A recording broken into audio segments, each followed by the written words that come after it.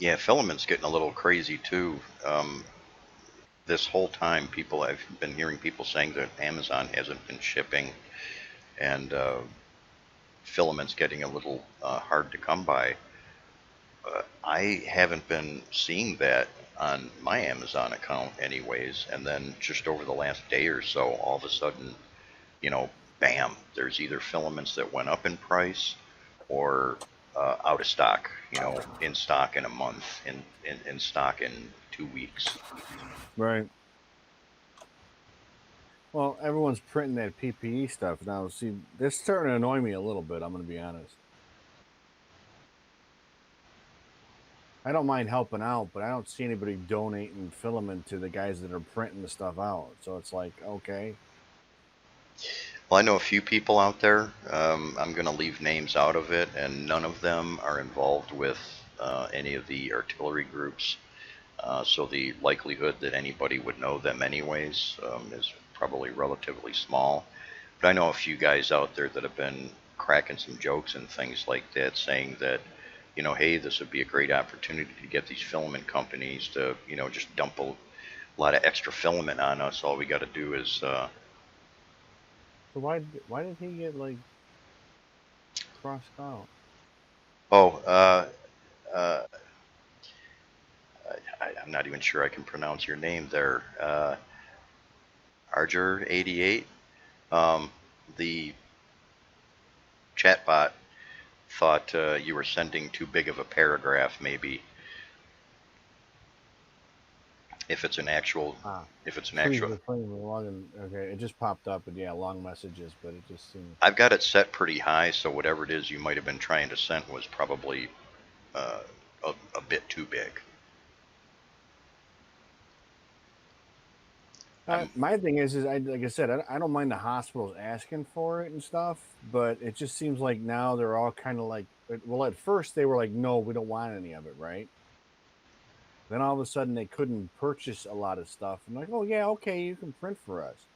Now they're asking for it left and right, but no one's like saying, hey, we'll buy filament for you guys to print for us. They just keep wanting you to keep donating, but they're still going to charge you when you go to the hospital and charge your insurance company, right?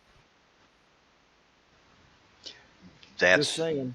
yeah, yeah. I'm a little. I mean, like I said, they supposedly they have the money to buy the stuff, right? They just can't locate it. Is the whole premise of what's going on? So then, buy the guys that are supplying you with stuff some filament rolls so they can keep printing for you. Is all I'm saying. Because it's starting to get like a little greedy, like like maybe a small department or something that needed gear. Yeah, okay, fine, but these bigger hospitals, I'm sorry, but they have the money for in their budgets.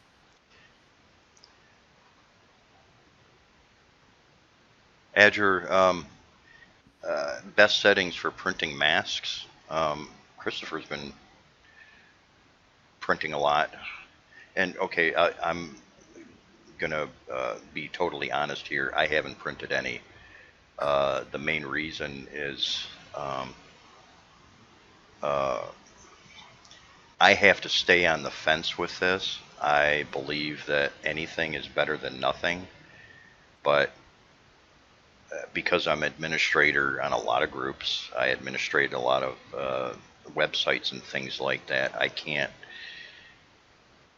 put myself out there on that particular level. I mean, this is also something I've been asked by artillery and some of the other people, just to stay out of it if I can and just kind of remain unbiased, which I can appreciate because it's not me, it's not you, it's probably not any of the other well meaning people out there. Um, it's going to be the California lawyers who find some legal loophole later that if there's a way to make money off of people being good Samaritans and things like that, it's going to happen. You watch. I mean, that's just the way our country works. It's a shame too. And I'm going to leave the violent, the rest of my violent responses out of that. Let's just leave that at that. Hey, Split, welcome What's aboard. up? I don't want to interrupt you when you're pontificating, so I'm just sitting here just waiting. My father plays dominoes better than yours does. You missed the bus. We missed the bus. When's the next bus? Anyway, yeah, he was saying that there's a difference with the universal health care. Yeah, I agree with that. Like I said, overseas, I get it, but here in the States, it kind of is annoying because some of these places have more than enough ability and they had more than enough time to actually order some of this stuff and didn't. And then they want to throw it on the guys that are, using their stuff, trying to help out, and then it seems like they're taking advantage of them. That's my personal opinion. Hey, thanks for the follow, Mouse. And I saw the lady with the headband and the plastic, and the only problem with that plastic is it's not clear enough for what most of these guys are doing at the hospitals. It'd be okay for you or me to use it really quick for something, but for people who are working day to day, that pocket, the page protector isn't clear enough for them to see through.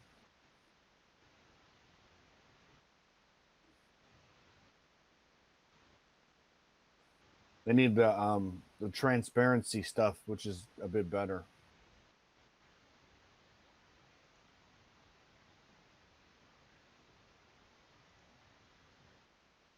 General maintenance. General maintenance really is more or less making sure your hot end's cleaned off. Your nothing else is like loose or getting out of sorts. I do that every 12 to 15 hours of printing. I'll do a quick check and see what's going on. So that's how I approach it. So that's where my numbers are at. I make sure that the carriage is okay. Make sure everything's tight. The wheels aren't getting weird. That's generally how I go about it. 10 to 15 hours of print time. Take a look, see what's going on. Because you'll be sorry. At the time I forgot to do it, sure enough, I broke something. So.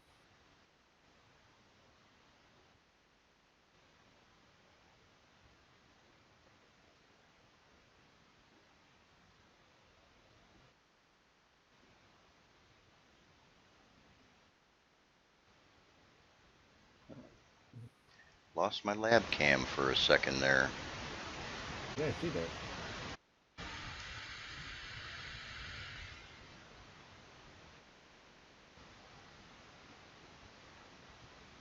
Well, I think you're going to be okay with the face mask because there isn't much they can say about that one. When they start talking about the the face shields are okay. The actual breathable masks, I don't know. Is something better than nothing? It's going to be an opinion. I know a couple of hospitals started requesting them around here because they're going to using cloth anyways at this point with some of the stuff. It's like, well, technically the cloth protects you from giving it to somebody else. It doesn't protect you from getting it. So it's like, okay. The face shield probably a better option to print because there's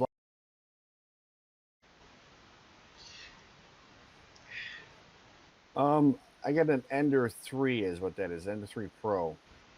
I got two Ender 3 Pros and then I have two artilleries. I have a V1 and a V2. So I think what you're seeing with the camera angle is you're actually seeing the other artillery. Hey, Corn. It's on a weird angle because the way the only way I could get all three. Actually, let's see here. I'm just gonna pull it up really quick. So the main plate that's shooting back and forth, that's the V1. So, and then the Ender 3 Pro is the green one, and then the version 2 artillery is the blue one. And then just beyond that, below that is another Ender 3 Pro. And then there's a Delta hanging in the back just beyond that, and it's hard to see. Oh, get an RG, a wedge for the center of the bed. I'm not a fan of doing something like that, especially with glass beds. And depending on how much of a bow you've got, here comes the broken record bit coming out of me. That's why I put mesh bed leveling in the advanced firmware. That almost always solves any of those issues. Well, I think actually setting up your bed properly solves a lot of the issues. I mean, here's what I recommend when you first get a bed and you notice you got a bow in it. I'm gonna say flat out, heat it up, loosen up all four corners as loose as you can go without removing it.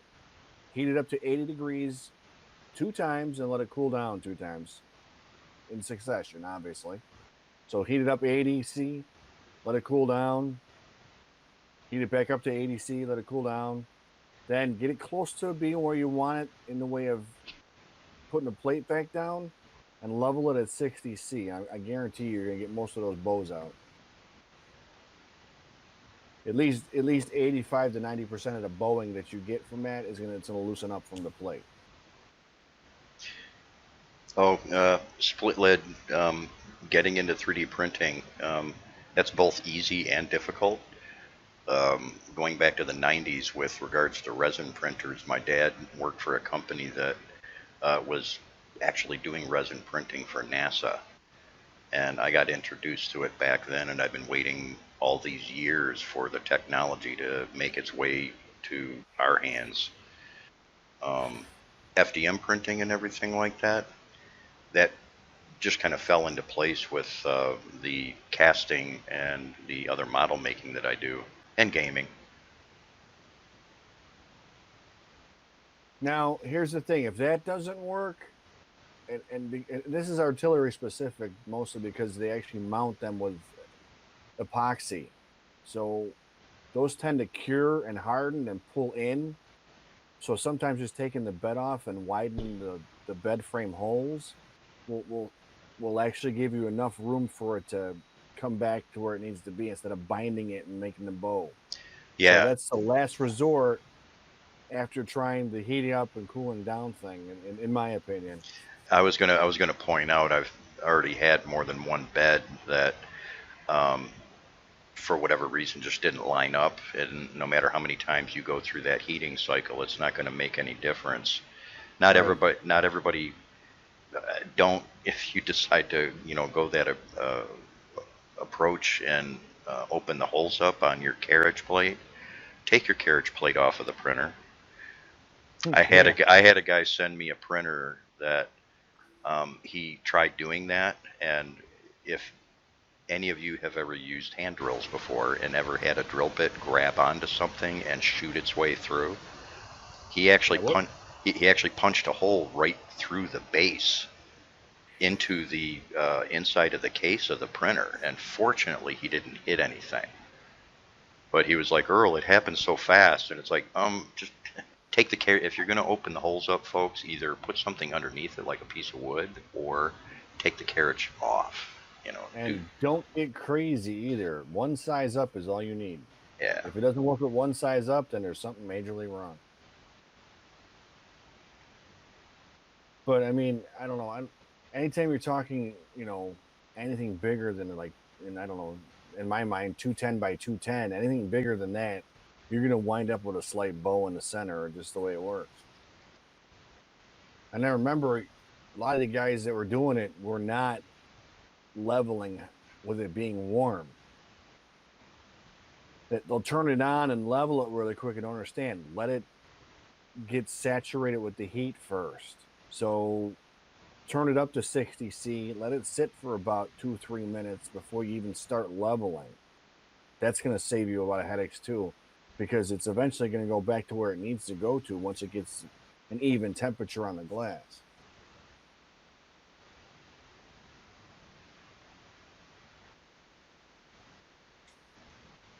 I'm going to make a quick attempt at actually unplugging that camera and see if plugging it back in works. Hopefully nothing blows up. I don't think it will. I'll be right back. Okay, give it a shot, because I mean, like I said, everyone that I've told to do it has usually come back with, yeah, it worked really good. I mean, unless your bed's way off, and most of these aren't that far off, they're just enough to annoy you.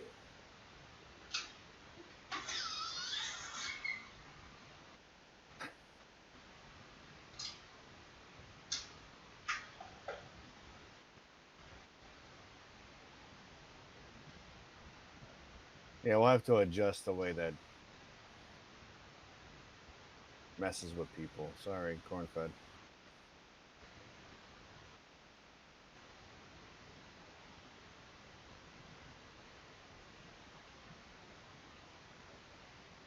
But the big thing is that they'll put it out from the factory and it'll be level and perfect when they send it out and they check it with the quality control. But that's a fresh epoxy that's on there. So by the time it goes into the box and goes into shipping, now it's dried and cured. So it cinches up and pulls, you know, the threading into the bed. So that's where you get that bow from.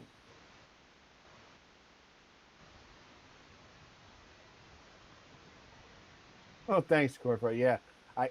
The only reason why I found out was because I was playing with it. I mean, honestly, I had no idea. It just came. An idea came to me as I saw that it was epoxied on as opposed to being like an old Ender 3 style bed where it was drilled in through a metal plate and then attached. So I was like, huh, it's epoxied on. Okay, well, I know epoxy shrinks, so that's where I got the idea from. And you get a little bit of heat going to it, loosens it up enough, and kind of straightens it back out. There we go. I figured out what it was. My wolf puppy walked across the room and slightly pulled out the cable running into the lab. Ah, Bless her little heart. see, I just run mine off the Octoprint. If actually, if I was, I mean, I don't have to, but if I was these were in another room, I can still pull up the cameras because I'm slick like that. Well, I'm getting ready to shift. I have 3 offices here, and I'm getting ready to shift the camera setups and everything like that and run all the cabling and everything through the walls. So temporarily, I've got stuff. It looks like a movie studio in here. I've got cables and crap running everywhere. So plus, if everybody says, "Oh, you suck," we're not going to show up anymore after a month or so or whatever. If I decided to shut it down, it's like, well, I'll just wrap the stuff up and put it away. But you guys are stuck with us, so.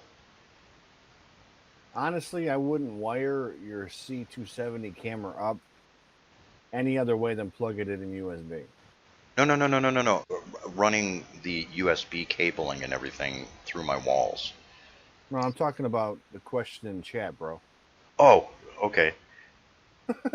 I'm reading Oh, chat. okay. I wouldn't set Yeah. up your Octoprint with any other way because I wouldn't want to run. I know you're going for a clean look. I get it, but you're asking for, especially with a Logitech C270 cam, you're asking for a little bit of trouble playing with those wires. Plus, I don't. I've never been a fan of the Pi camera. I hate because of the flat ribbon. And then I like my Logitech cameras. They work really well on my Pi, but and the bonus is if something happens, I just unplug it really quick and plug it back in. Because sometimes you get like a bump from the Pi. I don't know how to explain it, but it knocks your camera out. And then if you don't try and unplug it and plug it back in, it's never going to reconnect again.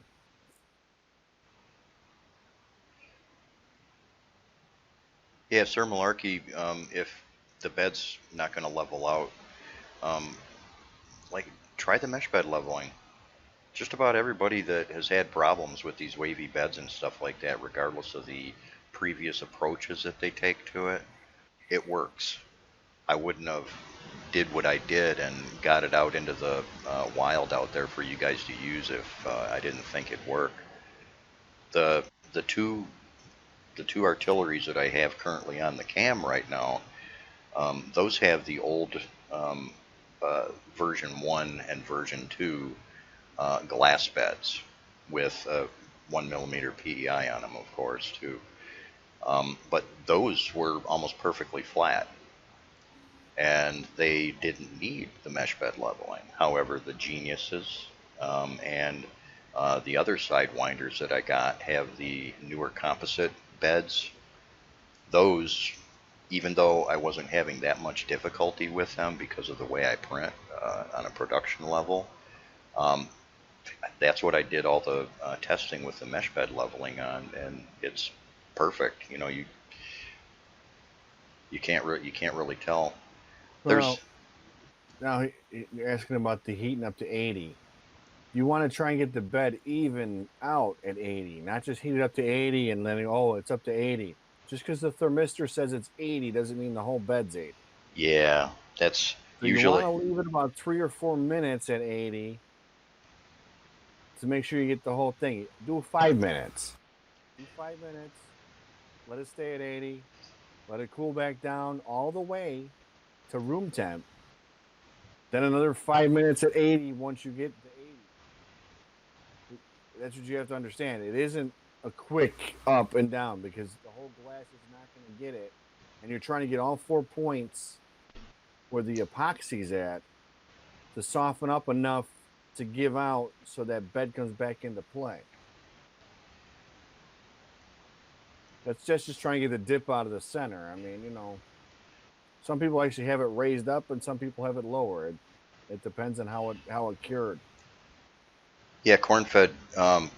Yeah, you just get the Gizmo Dorks PEI that has the adhesive, either the adhesive sheet on it already or the sheet that you have to add to it. I'm going to be doing a video pretty soon because I've got a couple more sidewinders coming in before too much longer.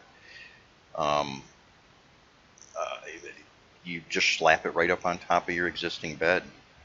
It's 1 millimeter thick, so um, after that point, it's practically indestructible. Um, Surprisingly enough, for some people that had uh, really subtly bowed beds and things like that, it actually seemed to help out with that a little bit too. You got to understand, our first layers were, working with, uh, 020, 015, 016, and things like that. If your bed is really close, just throwing the mesh bed leveling on after that'll solve all the issues. The PEI is just that um,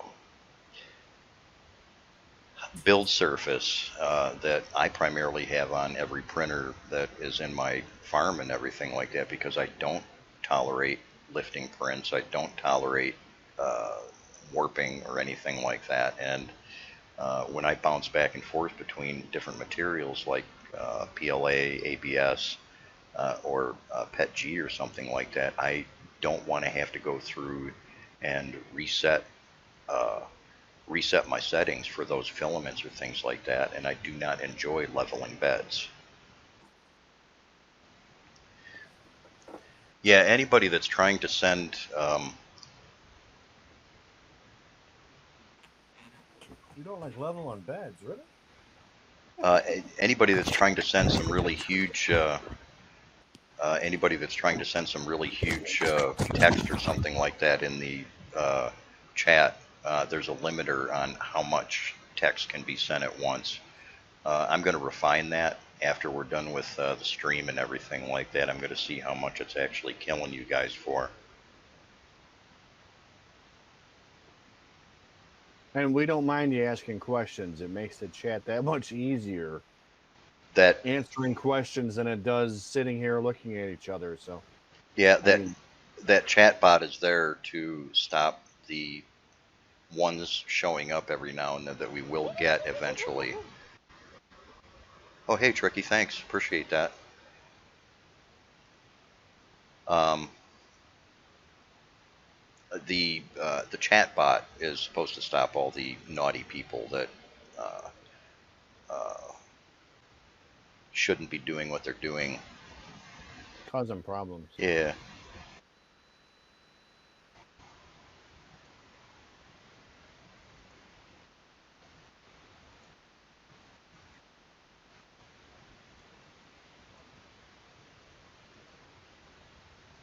But yeah, I mean, you got a question, ask it because that's kind of what we're doing here. It's a question and answer thing. I mean, this is a way of getting what you need without having to text all back and forth.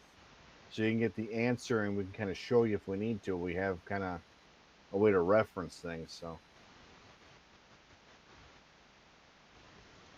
two different firmwares on the Nexus.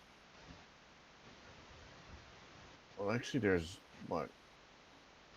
How many are there, Earl? I think you got the stock one from Artillery, Wait a minute now. I'm waiting and for you have the the. 119, right? I'm going through the chat right now. I was straightening the cameras out. Oh, okay.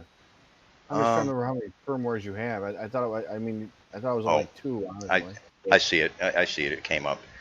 Um, Malarkey, the firmwares that I have up on the Nexus right now, there's both for the Genius and the Sidewinder, and then there's also just a GUI update for the stock.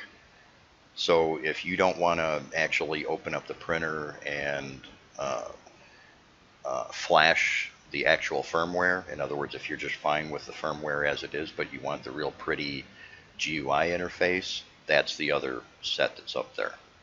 The articles that are in the newsroom kind of describe the differences between all of those.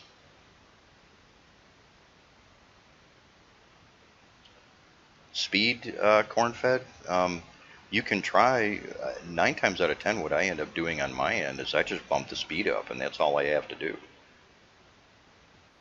The only time it gets a little wonky, perhaps, and sometimes I have to add more retraction or something like that, is if I go kind of crazy, like 110, 120. Is that crazy? Well, you end up having to bump your retraction up, and the early iterations of the profiles that I was doing, I really wasn't taking into consideration that not everybody wants to or should right out of the box start printing at like 80 or 90. And Yeah. those early profiles were set up for being really fast, and also the retractions were set up pretty high. Because you got to remember these are volcano hot ends, and when you're printing really fast and you're pushing a lot of plastic, you can pretty much turn your printer into a toothpaste tube shooter. So that's where when you're printing that fast, you have to bump your retractions up a little bit. Those are the two things to look at mainly.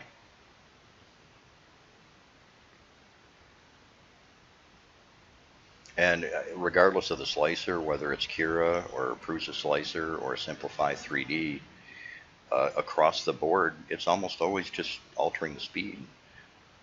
I like changing the speed in Simplify 3D, not to really plug them too much, but I really like changing the speed in Simplify 3D because 9 times out of 10, that's all I ever have to change. Simplify 3D still has some ways that it works dynamically that the other slicers really, for some goofy reason, don't touch that well on. Well, because isn't Simplify 3D more or less, weren't they based on CNC machines? I don't even remember anymore. If my memory is correct, they used to do CNC stuff, is how they originally started. So they're actually a little bit ahead of the game in that aspect. If I'm right, I don't remember if I'm right or not. Well, all the ranting and raving over the last year or two that I've seen is it's a mom and a son that are running the show over there with Simplify 3D, so who knows? I remember having Simplified 3D for a CNC machine, if I'm not mistaken.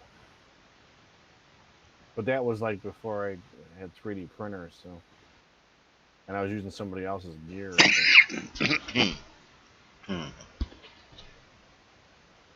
It just started getting affordable now to do 3D printing. So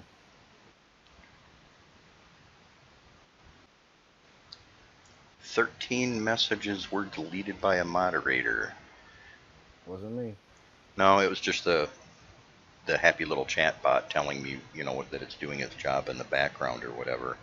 It's probably, ever since we started the stream, it's probably all of the uh, large paragraphs and things like that. Ah, okay. Well, Twitch seems to be more popular with everybody so far as what I'm looking at the viewers right now. I'm glad to see that because I'm not totally thrilled about jointly streaming on YouTube as much.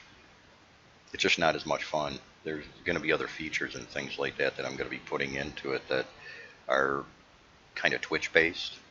Twitch is just a lot more fun in general. There's a lot more things that you can do uh, with the stream and stuff too. A lot more reliable it seems too. What's up, Scanjo? How you doing? Oh hey Scan, thanks for showing up.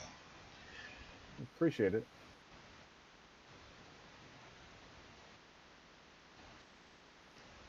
Best thing that we've printed?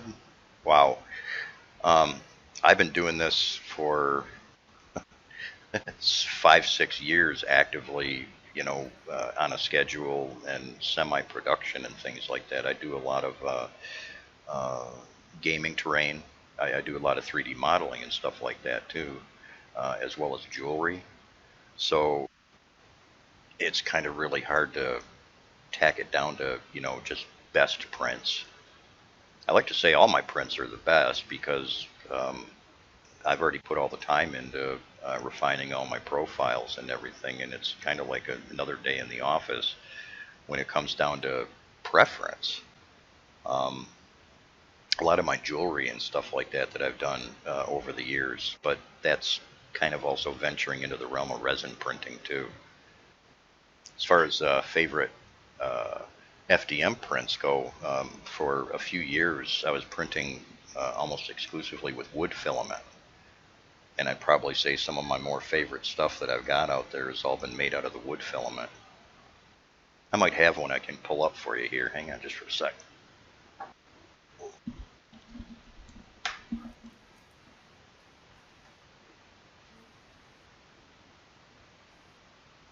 There's a couple of mine.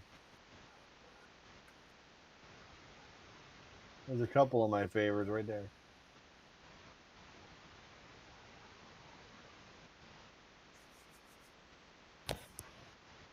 I got other ones I can't retrieve because they're like way out.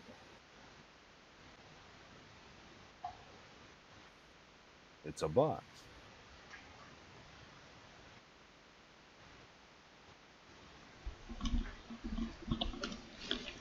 Yeah, if you guys happen to catch that, that's one of the wooden boxes that I do and I sold.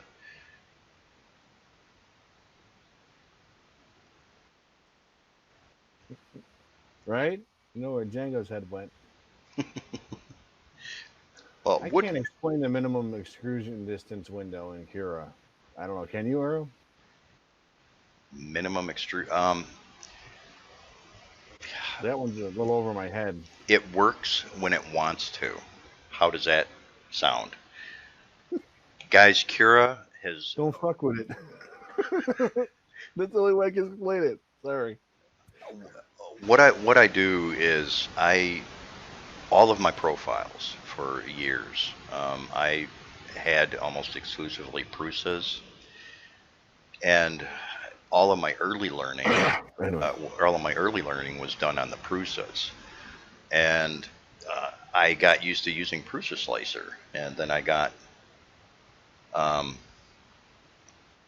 then I got Simplify 3D, and I didn't look back. The Prusas worked great with the Prusa Slicer. I already had my profiles all dialed in and everything.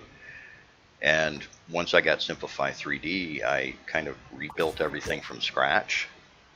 And Simplify 3D has a really simplistic interface that does a lot.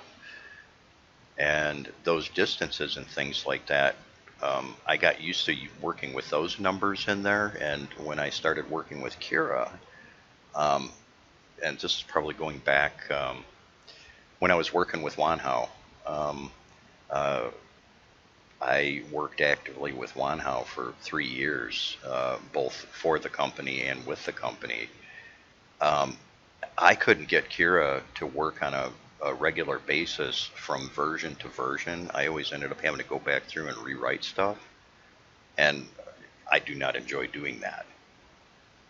Um, I found ever since version 4 with Cura. They're getting better, but the reason why there was so much of a lag between version 4.21, the profiles that I released for that, and version 4.5 is because even though they were claiming to only be working on certain things, they're also regularly changing the engine and how it internally handles the print moves for speed. That's why you can load up Prusa Slicer or Simplify 3D and Cura and get different print times with what would appear to be the same settings across all three slicers. You'll get some different print times going on, and some of it is because of how the slicing engines and uh, write the G code for travel moves and things like that. Cura, out of all three, seems to waste more time doing nothing with travel moves and things like that. Prusa Slicer and Simplified 3D are a little bit more refined for being able to really get your times down. Because if you start changing things in Cura Slicer to alter your times, you're going to start losing quality in some cases, and it's just how the engines work. That's the best way that I can explain it. Sorry, see, it's a good thing that we don't have a voice chat bot because me and my paragraph speaking and everything like that, I'd be getting nuked all the time too right now.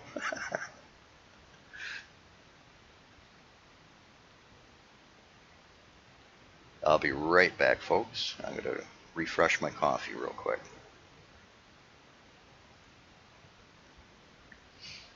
Let Taz talk for a little bit too, so he doesn't get bored. Let me talk. Whoa, hold on.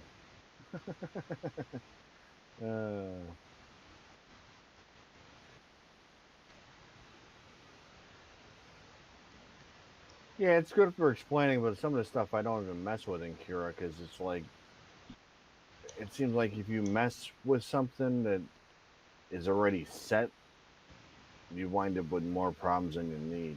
I mean, your basics, obviously you're going to play around with your speed because we're all that goofy.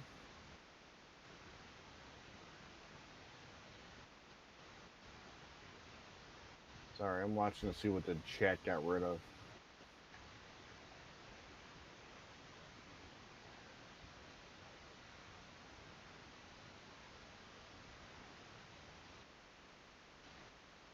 I like my Cura. I use Cura all the time. I'll be honest. He may not like Cura. I like Cura. But I like the interface. I'm not, I don't know why. Because I've tried Prusa. I don't like the way the UI is on it. It doesn't seem to.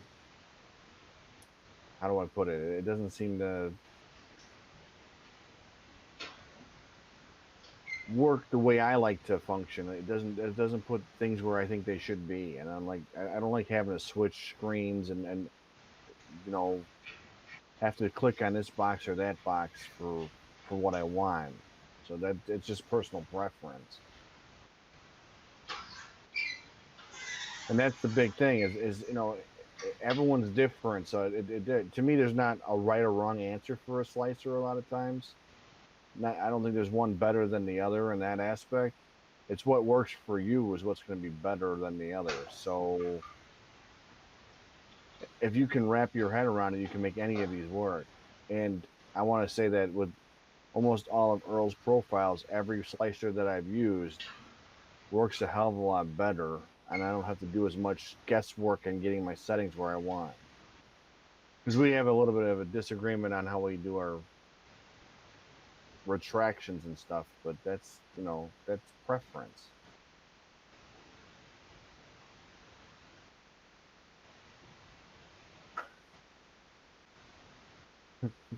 Sorry, Scan.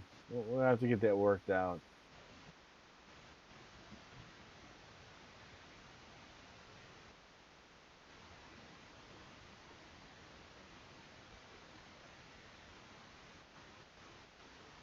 So what'd you do to your heat block and your brake?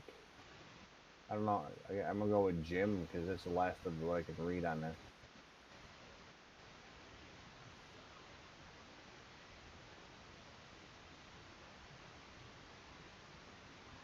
Yeah, changing the speed and curing isn't do much either. So I'm reading some of this, and some of these didn't come through right, and all of a sudden they just pounced.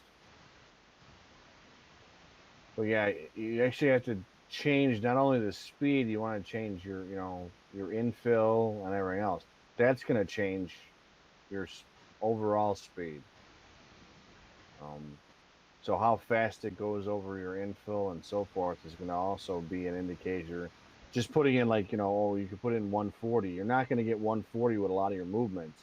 If you look at that listing, you'll see it's 140, and then you'll see that like it drops down to like 60 on infill or a part. So that's what you got to keep in mind too.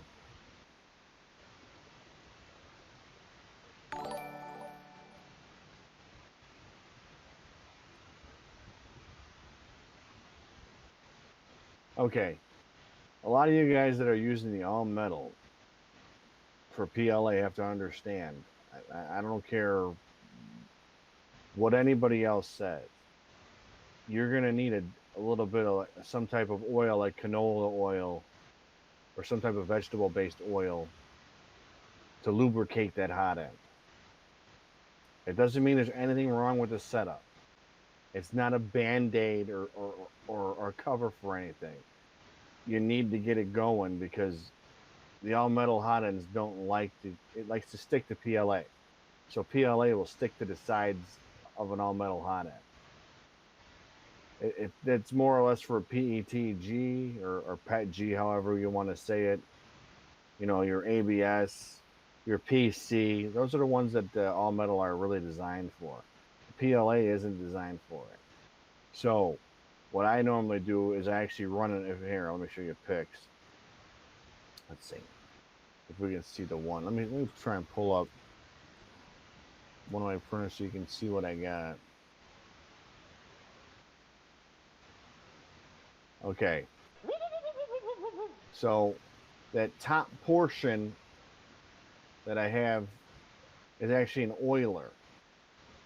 I run an oiler on my all metal hot ends, mainly because I want to keep it lubricated. So I'll put 2 drops of something similar to canola oil. I use 3D Print Lube, is what it's called. It's 3dprintlube.com. I put like 2 drops in a sponge and run it through my hot end. This way, it constantly has enough, to relieve the stiction you get inside the all metal brakes. Where was I going with a train of thought? Hey, that's awesome. Public announcement, folks. I just talked with Tracy. Tracy might pop into the stream. Cool. For anybody that doesn't know who Tracy is, she's the rep that everybody sees on the groups for artillery.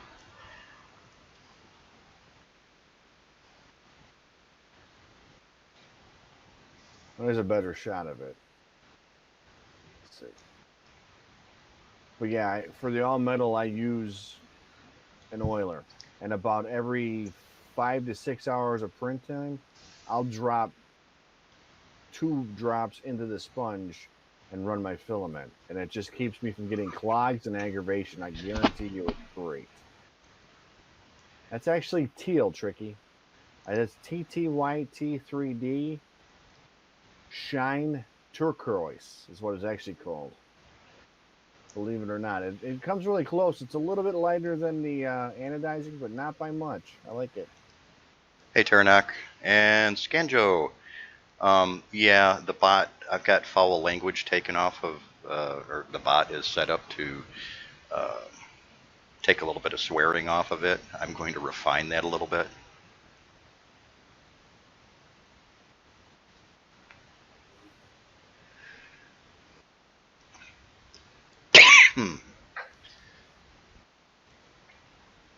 Boy, I'd be getting kicked off this thing left and right with foul language. Just saying. Well, I think I can change that because the channels aren't. I mean, we're not meant for kids, so. Yeah, the channels aren't set up for kids only. So,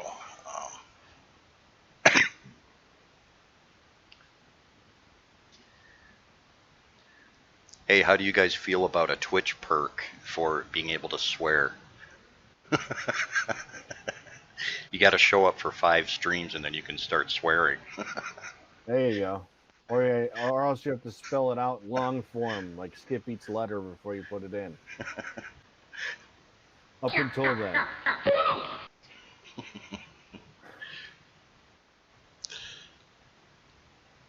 Yeah, that's the other cool thing about Twitch. There's all sorts of nifty perk things that we can do, and there's going to be giveaways,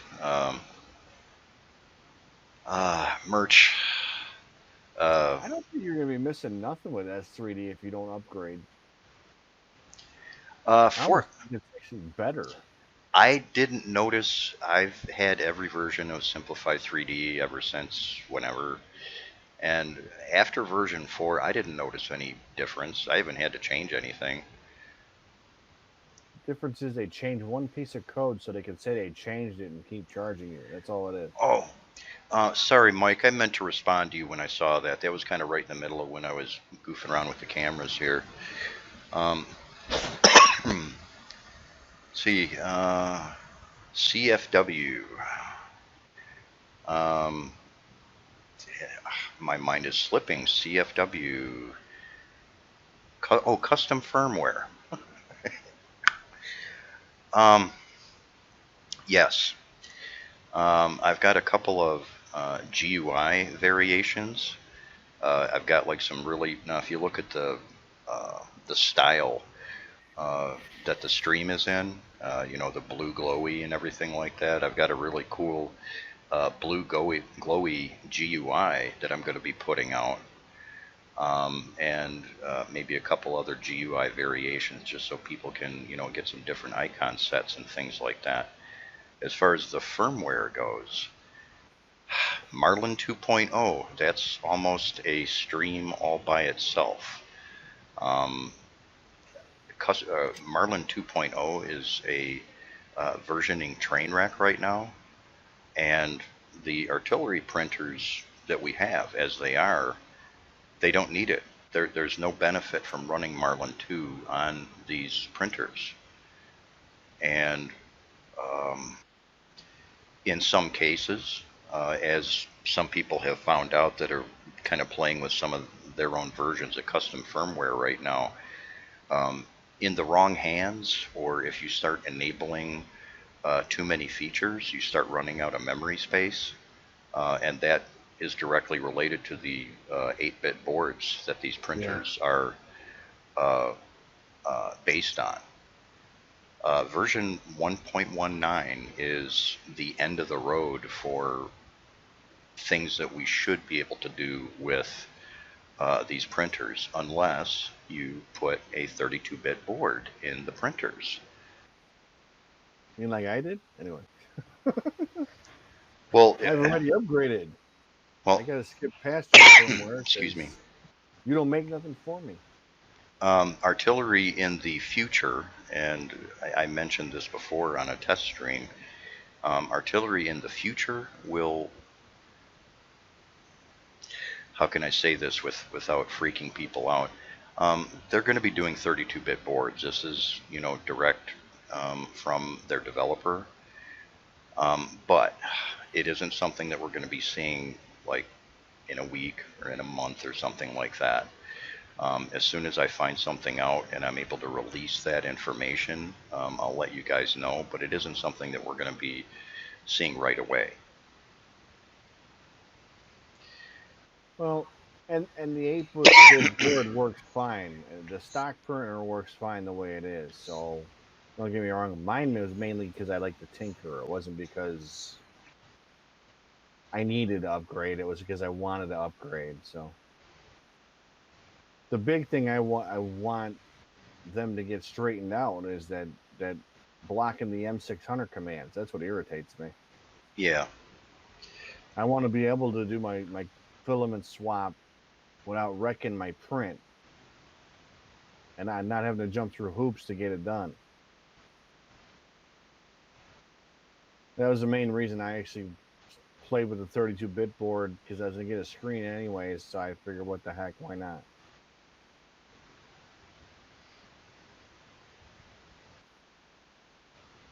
Oh, hang on, folks. Tracy's trying to work her way into the stream here. I'm gonna check my laptop real quick and see if I can help her out real quick.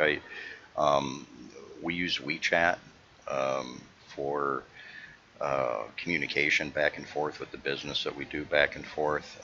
I purposely do not have WeChat on my streaming system that we're working with right now, so I have to hop over to a laptop real quick and see if I can help her out. I will be right back. So you switch to a white PLA and started getting curled prints. So that would probably be adjusting your temperature, because for some reason white PLA tends to run a little bit cooler than like blacks or different colors. So maybe drop it down about 5 or 10 C and see how that goes.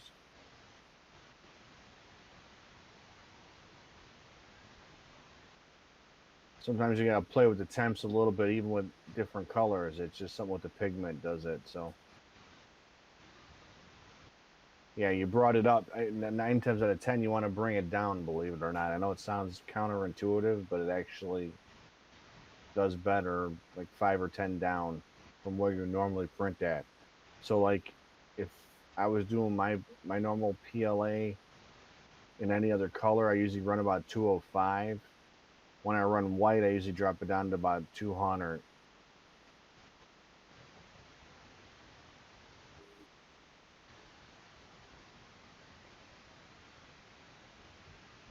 Yeah, ironically, a lot of things go into trying to get it to stick and extrude right, and even your humidity can change. Like the other day, I had to wind up releveling like 3 beds that I had on my printers because our humidity kind of like went weird. So then my levels were like all off for whatever reason. I was like, really? The humidity, and I looked, the humidity changed. So sure enough, I had to relevel a bunch of stuff.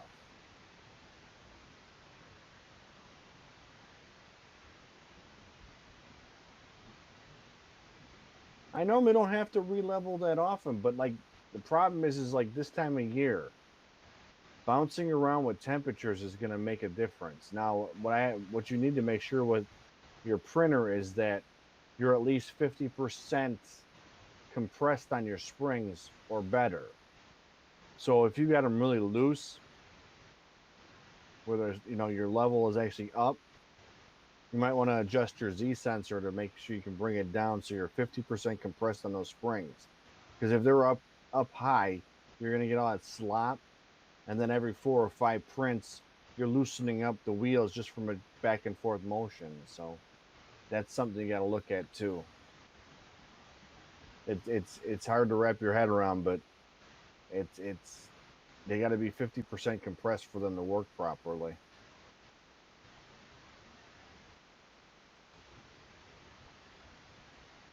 I cannot stand silicone blocks, Tricky. I don't think they're a good addition.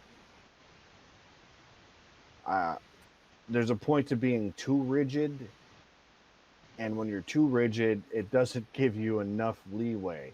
So I'm not a big fan of the silicone blocks. But I mean, if it works for you, who am I to complain? But I'm just not a big fan of them. I think they cause more problems than they solve, because your gantry's not ever going to be perfect. Your nozzle's not ever going to be perfect. You need to have a little bit of give here and there.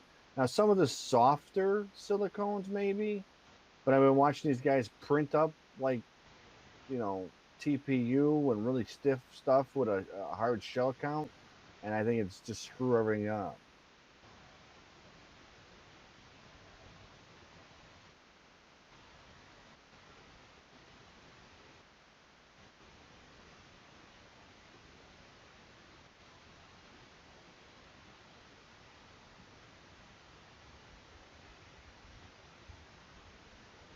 I don't think he had a chance to put it up. Mike, I don't think he had a chance to put up the one he did yet. Because I know he's been busy today and yesterday with trying to get his shop set up, so I think he forgot. And then we were talking about it the last one, I want to say, right? In the last stream, I think he forgot to put it up. I'll try and remind him for you when he comes back, because he's away at the moment. It's just us guys right now. Earl's trying to get Tracy on, I think.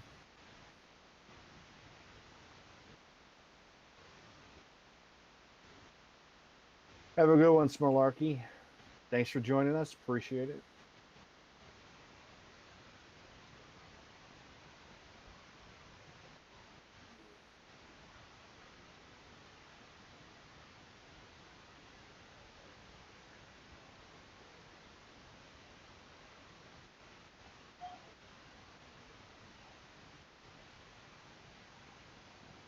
How'd you guys make out with your bed leveling that we're doing that? Did it work for you and get some of that stuff?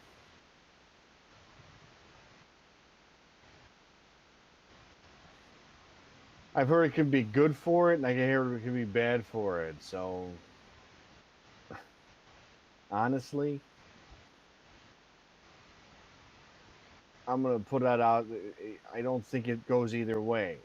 Technically, most of the stuff that's used in vaping, like PG and VG, are used for carriers for medication, anyways. So if they were, I don't see them being good nor bad. They're more or less inert, from my experience in the industry, which is actually quite extensive because we used to actually own a shop. So I was at the beginning of all the vaping stuff, and then it went south with just recent.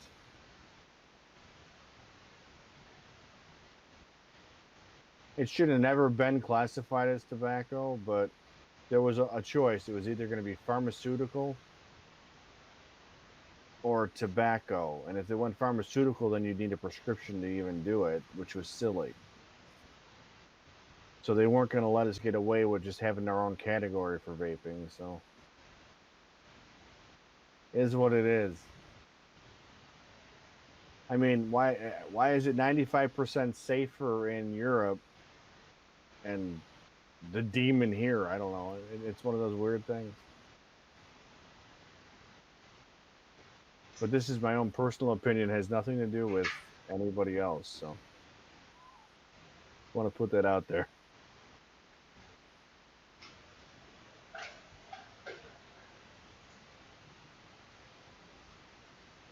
That was how it was going to go if they didn't go.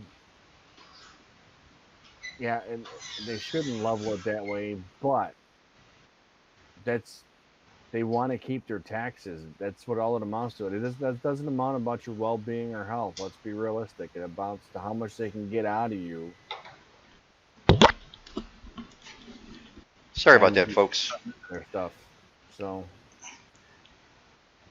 Sorry about that, folks. I was kind of getting links off to artillery and everything, trying to get Tracy to show up in the stream.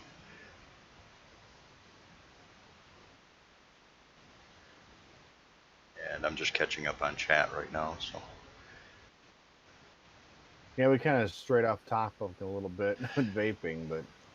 Oh, Mike, I have not posted the fan duct, the modified. Yeah, tell me you're busy and forgot. So. Yeah, well, I've got a whole page of that stuff that I've been writing, and I was going through and refreshing all of my links and stuff for the AliExpress. Hey, look, Tracy's on. Hi, Tracy. Hey, Tracy.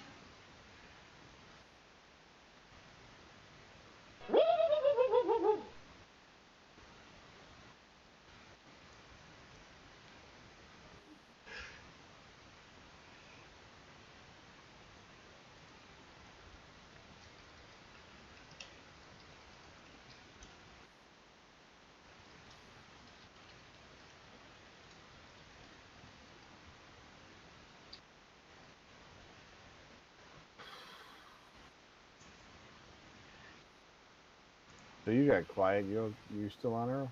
Yeah, yeah, I'm still here. Sorry, when I lose audio with you, it's like a dead zone. So it was like, did I lose you or? And I got a bunch of windows up here trying to make sure I keep track of things.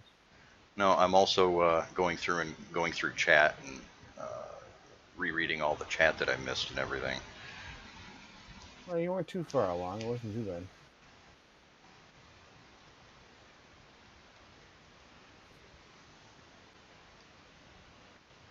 Yeah, we haven't been sitting here quiet. We actually been putting out some good reviews for stuff.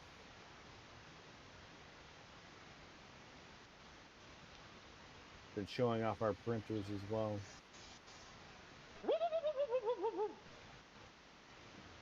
Oh, thanks, Taranok. Appreciate it.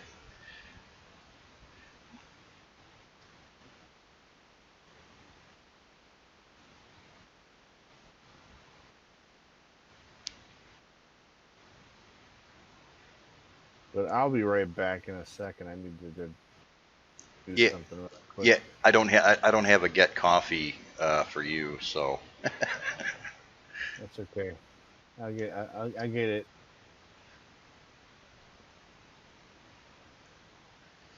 I suppose I can pop in here.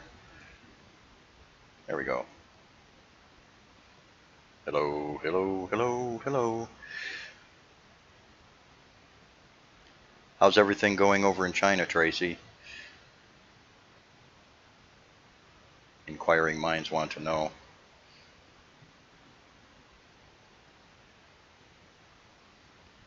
Split, any of the donations that people are dropping is just going to go directly to coffee, uh, some of the perks that I can enable on the channels and things like that for the streams.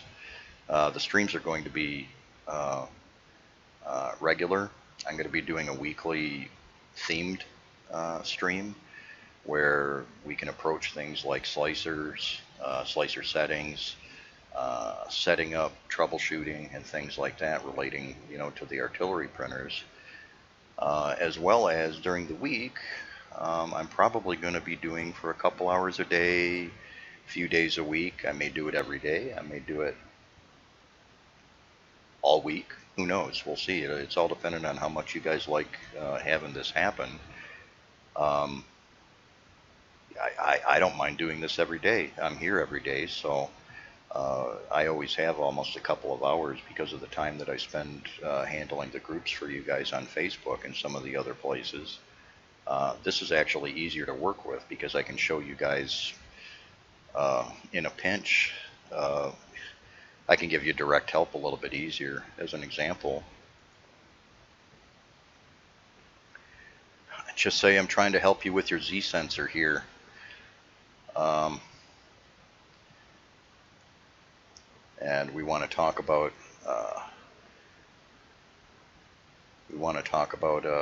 hey, how do I adjust my Z sensor? I can actually do something just like this, and I can tell you, hey, you need to take that screw out and get a T-nut and put a T-nut in there, and you can then and therefore move your Z sensor up and down when it's necessary. So that's kind of the idea behind all this. Well, Jim, you don't need to put thermal on the nozzle at all. I wouldn't do that. You don't want that to seize up.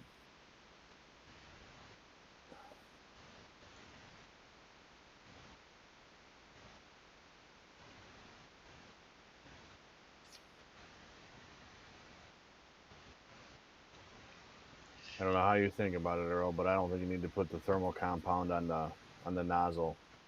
I've in 5 years I've never done it, so I um, actually never put on the actual heat tube either.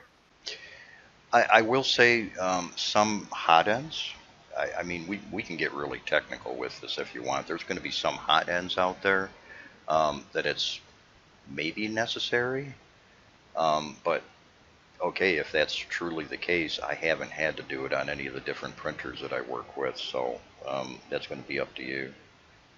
I mean, I put it on between the plate and my heat sink, I put a little bit on there. I thought that'd be beneficial to draw it, a little better, but that's just my personal assessment. But Oh, Split, did you like that help board feature? I was sitting down and trying to figure out a way to make it easier on you guys to show you things instead of loading up the Facebook groups all the time with pictures that get buried in, the Facebook photos. And trying to tell somebody to go to the photo albums on Facebook is, yeah, there's already thousands of photos in there.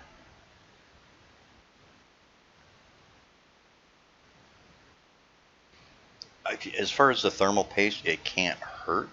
It's just it's not going to do much good. and my only other problem with it is that if it gets thermal paste likes to get like hard after a while. Even with working with CPUs over the years, it's been a pain to get off after it gets heated up.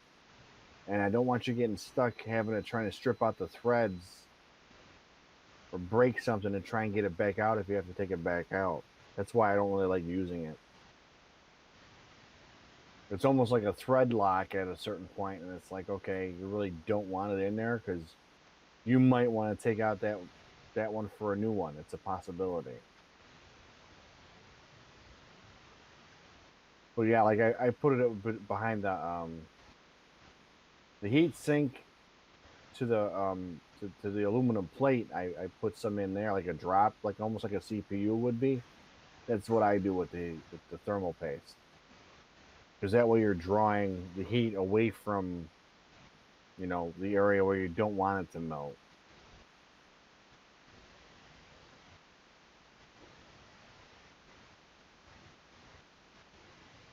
Well, that's it's funny you mentioned that, Mike. Uh, as far as mods go and stuff like that, uh, I also intended on periodically doing streams that are devoted specifically to exactly that subject. Because there's a lot of question about, well, which ones should I do, which ones are good, which ones are bad. None of them are bad. If you're into playing with your printer and modifying it and things like that, there's absolutely nothing wrong with that. The myth that needs to be dispelled is, do you need to do the mods? No. I'm going Have a to good be night. sorry. Sorry, go ahead, Taz. So have a good night, Tricky. Oh yeah, Sorry, I'm in the chat. yeah. Thanks for showing up, Tricky. Take care of yourself too.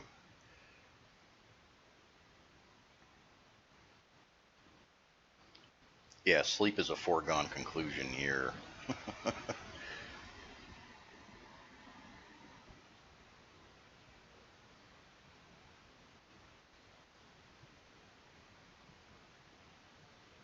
No, Octoprint's actually really simple to set up. Aside from getting your Raspberry Pi dialed in, which takes a little bit of time sometimes.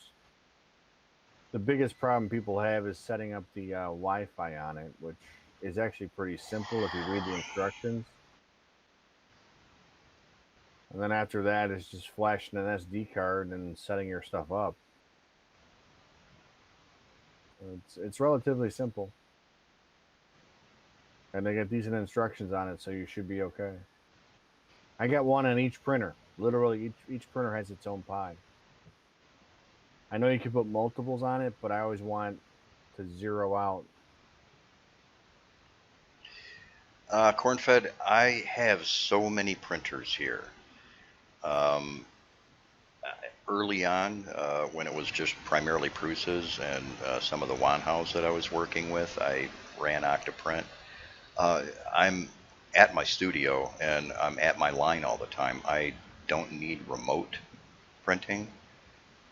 I'm always walking back and forth past it, so it was kind of for me anyways, it was kind of an unnecessary thing to have going on.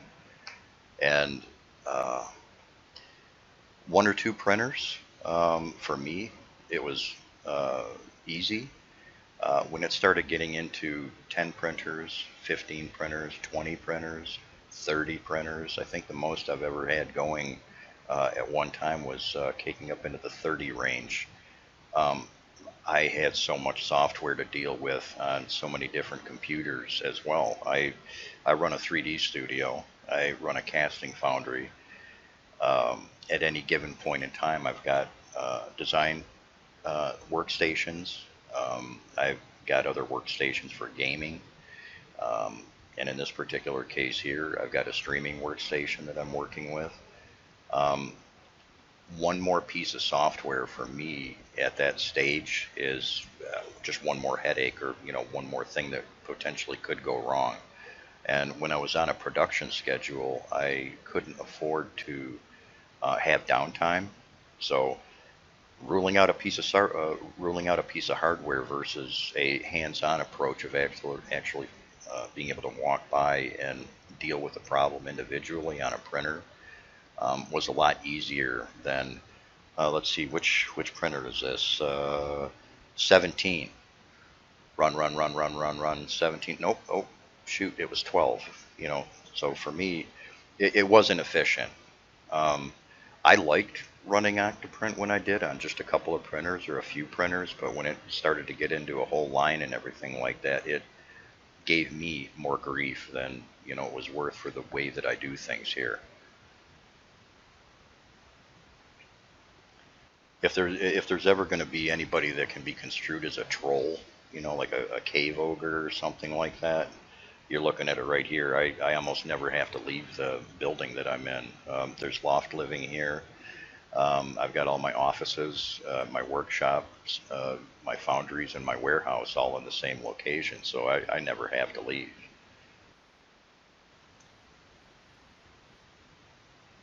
Sorry for the extended paragraph. I should bot myself. That's how it works out, though. Hey, Tracy, is there anything new that you can tell us of what's going on at Artillery? Don't feel it's compelling that you have to or anything like that. It just if there's any news you might want to give anybody, Uh, good night, Taranok. Thanks a lot for showing up, and thanks for the donation too. It's appreciated. Oh yeah, I didn't see that. Good night, bro. Zerb Jim, it is Artillery. They still own and have the name Evnovo, but uh, the change that was uh, listed, I think, in an article, was that about a year ago now? Yeah. Okay,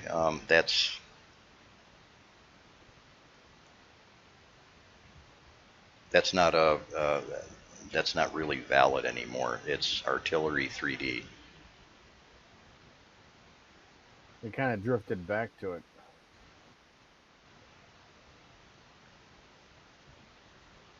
Well, the name Evnovo isn't easy for every language to say. Yeah. It doesn't really roll off of the tongue as well for some people. I mean, you can go Hollywood with it and everything and say Evnovo, almost like Volvo or something like that. But for other people, it's just kind of, how do you spell that? Yeah, Yeah, artillery's I like artillery too. I thought that was fun. yeah, artillery's awesome. This wasn't great for customs originally. My God, we got all these boxes of artillery coming in all of a Right? sudden, The and knuckleheads that, you couldn't check one and say, oh, it's a 3D printer, and okay, it's fine. No, they yeah, had to be silly about it. yeah.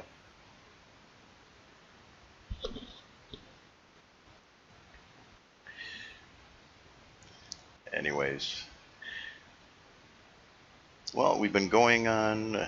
Looks like almost getting close to 2 hours now, almost. About another 15. No, 12, 30. Yeah, it'll be 2 hours in about another 15 minutes.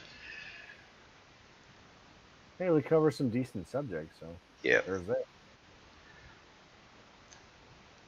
Oh, if it really comes down to this, I can do this all night. It's just the streams that I choose to upload to the Twitch service and for YouTube to the YouTube channel for later viewing and things like that. I'm going to try to keep those limited to a couple of hours.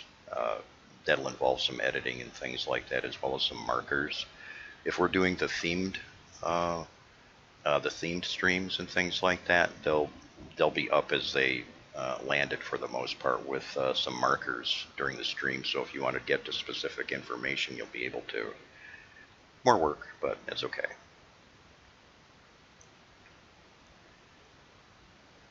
Whatever works.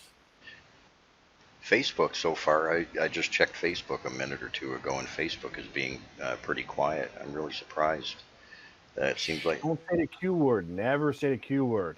it seems like the more people are locked down. I expected more activity out of people, and they've actually gotten quieter. Maybe either that or people are running out of filament.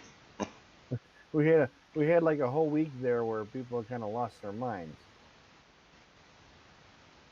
Yeah, exactly.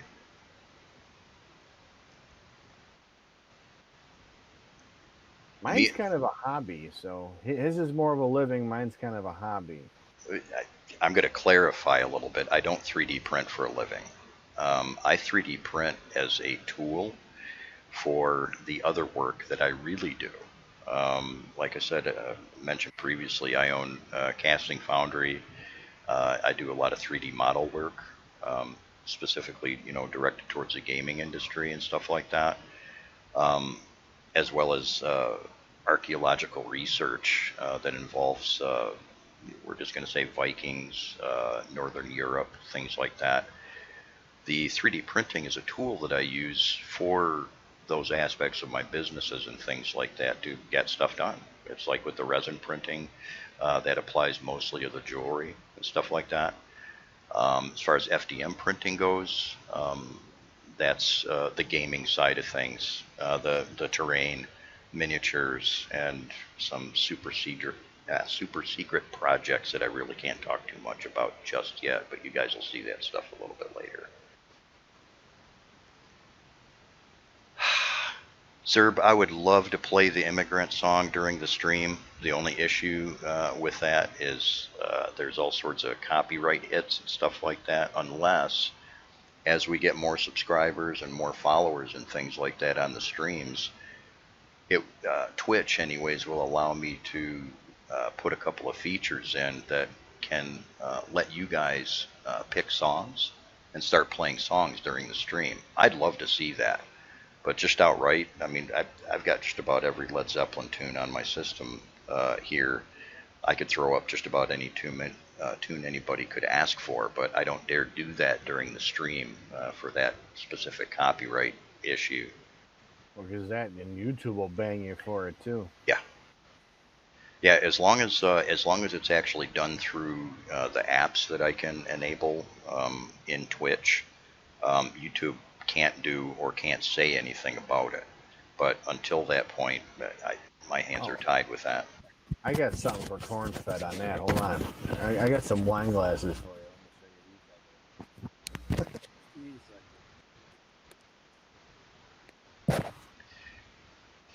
you. PC load letter, as long as you filed a ticket and everything like that, and support worked with you, they'll get it out to you as soon as they can.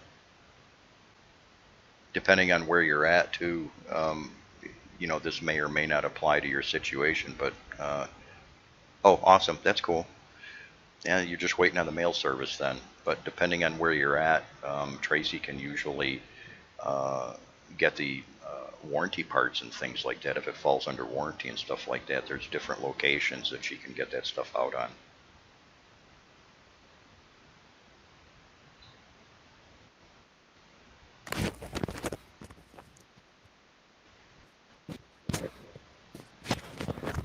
You can make really nice wine glasses. Come on. Huh? Oh, cool. And they actually use real glass.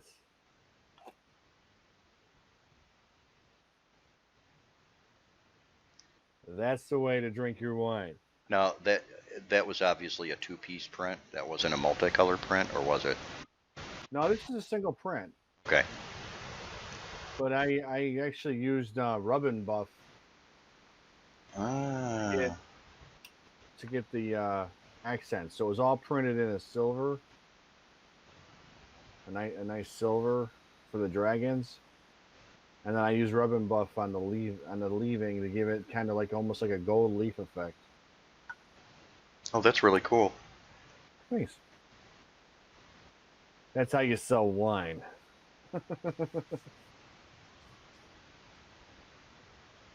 You make them think they're in Game of Thrones.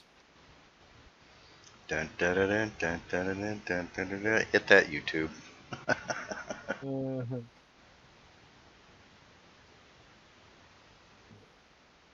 You sell the great. Dragons. You sell. Be drinking the dragons and be fine. A horrible Scottish accent, sorry. Cornfed, what you say you sell to grocery stores? What did I miss? It's a wine. Oh, you sell wine. Ooh, dude, we need to talk.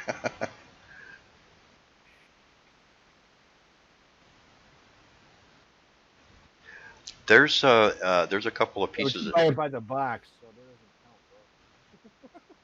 bro. There's a couple of pieces of software out there that I've seen recently that are involving converting 3D topo maps over to 3D printable file formats.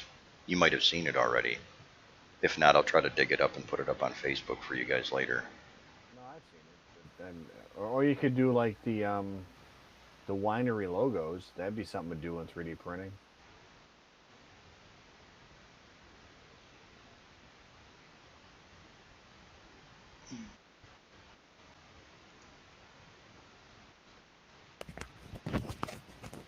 My microphone falling? Oh, it just faded out. It just faded out once or twice.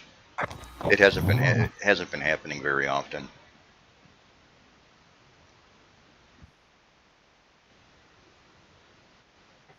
Okay, I'm just making sure. I don't want to like screw up your feed because I finally got a decent microphone to work. So don't upset me like that. Oh, that's kind of a nifty idea. Kind of like a. Oh, thanks for the follows, Herb.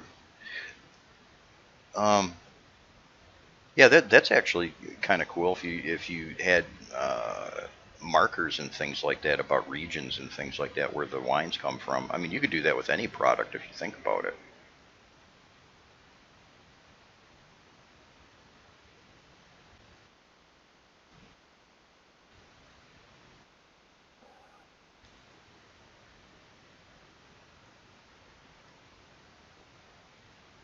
I will be right back again, folks, and give you a big Taz.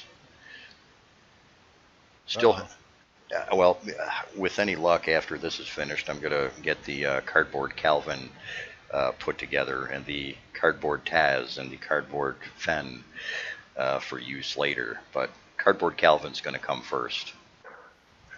I'll be right back. Well, Cornfed, what you can do is probably put it into Tinkercad and probably put the little dots of where things go. You know, it's just a matter of just dropping circles where you want it, right? And Tinkercad's pretty simple. I think there's a file limit on dragging in size, though. That could be a problem. That's the only other thing I see being an issue with it. I need to take these glasses off because either I'm going blurry or I'm. Oh, sorry.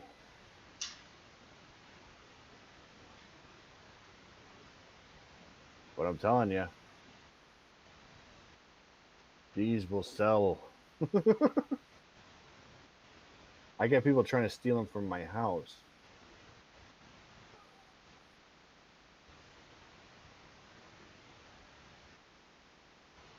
They keep trying to take them. I'm like, I got 4 of them, and they keep trying to take my set. It's like, no, those are mine. Don't take those. You can use one, but you can't have it.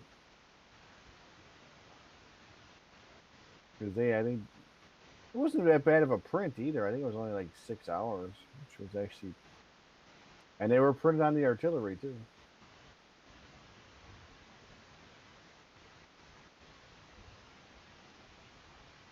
Now, when I did the 3 at a time, I want to say that was like a day and a half print, but it's actually on Thingiverse.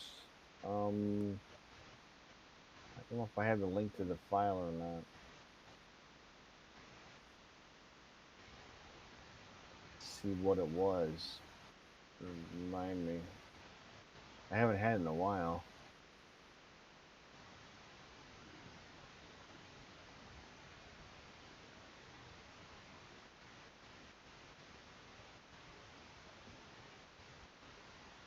It was called a Dragon Cup. Yeah, it's called the Dragon Cup, but I don't have a link to it for some reason.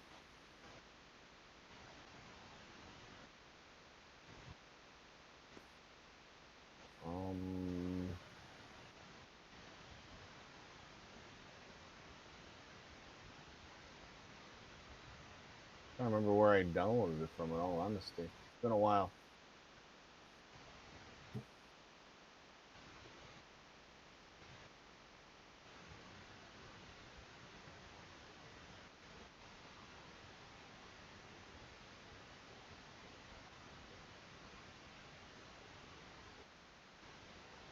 I want to say it was on My Mini Factory, but I could be wrong.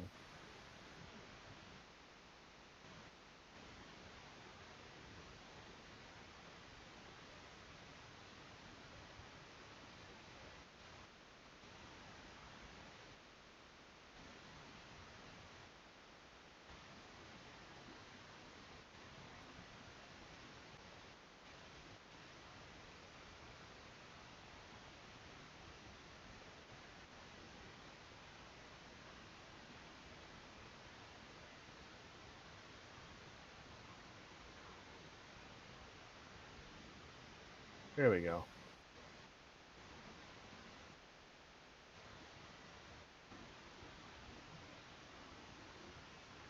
There's the file for you. Sorry, it took me a minute. I just haven't used it in a while.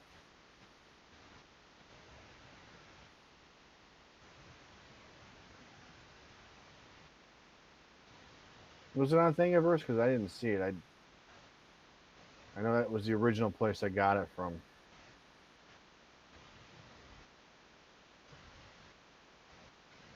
Topic is questions and answers. So, if you have a question about artillery printers or something to do with settings.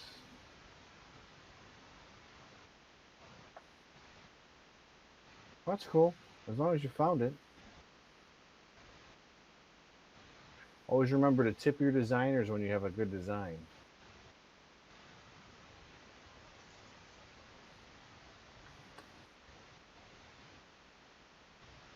Because I will drink from my cup.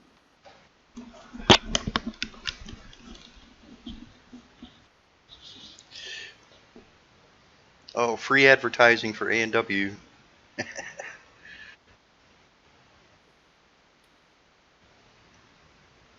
Because those were like the best things I printed up. That was one of my better prints I was happy with.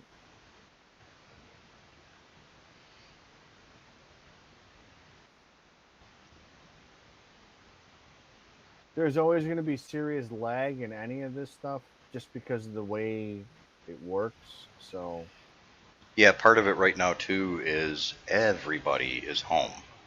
Everybody is on YouTube and everybody is on Twitch. and it's going to be depending on where you're at and where you're receiving it. Yeah. So, there could be a delay in us responding to you. And it's not intentional, but there's not much you can do about the lag. It's kind of the joys of streaming. Yeah, you're going to get a little bit of lag from us. Oh, Renee, the topic right now is anything you want it to be. This is kind of an initial, let's, I answered that already, by the way. oh, well, I wasn't here for that, so. You're lagging, okay? Because you weren't here. You're lagging. I was up on the chat, bro. Don't take my job away from me. Stop it.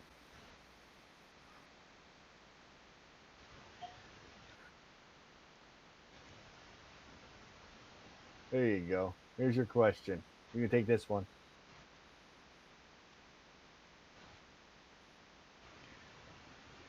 It's not meant to save in its current form. It's not meant to save between prints. There's a reason for that. It's a built-in safety feature that I kind of wanted to be there.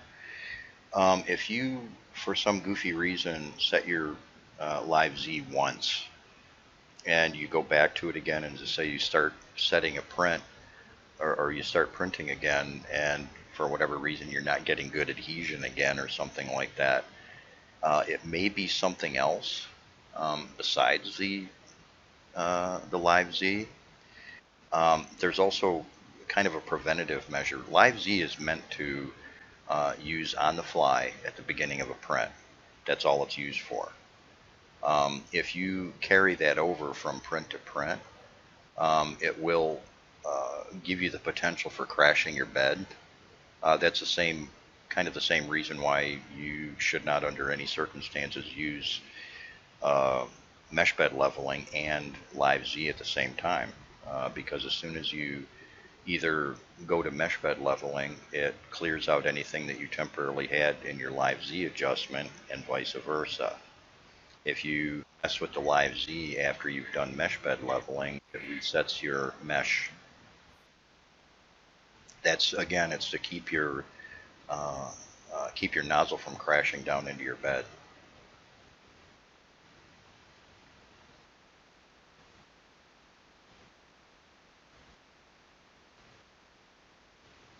Because what's supposed to happen when you first start a print, um, say for example, okay, yeah, say for example, if you do use the mesh bed leveling, that is saved to EPROM, and you typically won't have to change it unless all of a sudden, say you start another print, a day or two down the road, and you notice that you're not getting good adhesion again. Usually, that's not going to be because of your first layer. That's going to be either a temperature change or maybe even a difference in the filament that you're using, in which you won't have to reset your mesh bed leveling. You could get by just uh, tweaking your knobs a little bit. I uh, not recommend. Sorry, it just didn't sound right for a minute.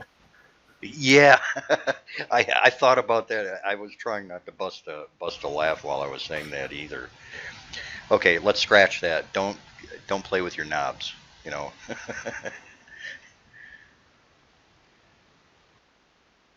uh, Failure rate. I don't tolerate any. That's why I set the features up that I did. I'd probably say all the printers that I've worked with, all the printers that I have, except when I'm testing specifically for problems. In other words, creating a problem on a printer and running it through those scenarios to refine say the features in the firmware, the mesh bed leveling and things like that. I purposely make failures. Oh, that's cute, Tracy. Somebody's using emotes. Hey, it's about time.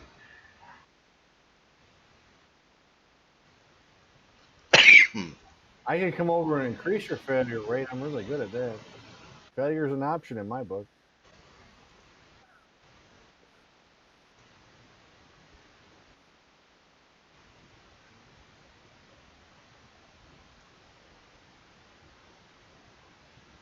That's another advantage to Twitch, folks. You guys can use some pretty cool emotes. I'll be unlocking some other ones later. There's all sorts of nifty stuff that you guys can play with. The default ones that are in Twitch are kind of stinky, though.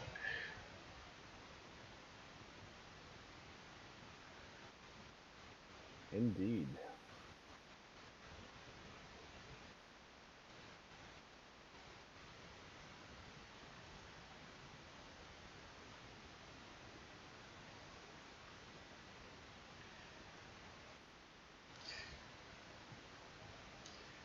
Print time on the display, time left. Not really. Not in its current iteration. The newer TFT software that's been released, you can incorporate that feature into it. But given what I know about what's going to be happening with the printers before too long and everything like that, it isn't something that's on the front burner for me to do. I've I've been working with the newer versions of the TFT software for probably a couple of months now. Um, Big Tree Tech, or is it Big Tree?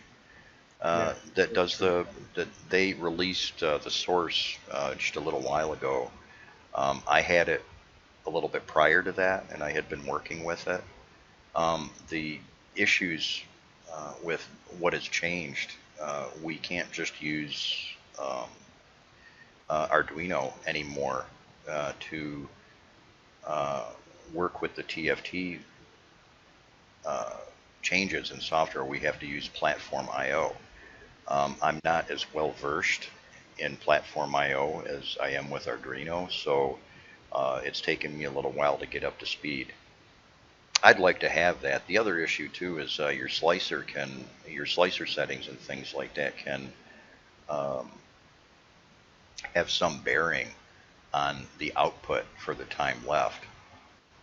You'll notice if you go, whether it be Prusa, TiVo, ANET, Anycubic, any of the printers that are out there, you'll notice from time to time you'll almost never get the same print time remaining on any of the printers. You can get close, but it's not very easy to track down because there's so many different variables possible with that. I mean, right now, as it stands, we have time elapsed, and that's actually where you'll see, just say if you go ahead and you try to do a print that says it's going to take 5 hours, when the print finishes, you'll notice that there's often a discrepancy between how long it actually took and how long your slicer said that it was going to take. Sometimes a Prusa slicer and Simplify 3D seems to be a little bit nicer for. Oh, you're killing us, Taz. There we go. Prusa slicer and Simplify 3D seems to be a little bit better at estimating time. And if I really need to get down to the wire, um, if I really need to get down to the wire as far as kind of wanting to know how long a print's going to take, I'll temporarily throw the same model up. If I'm slicing with Cura, I'll throw the model up in Simplify 3D or throw the model up in Prusa Slicer to get a little bit better of a time estimate.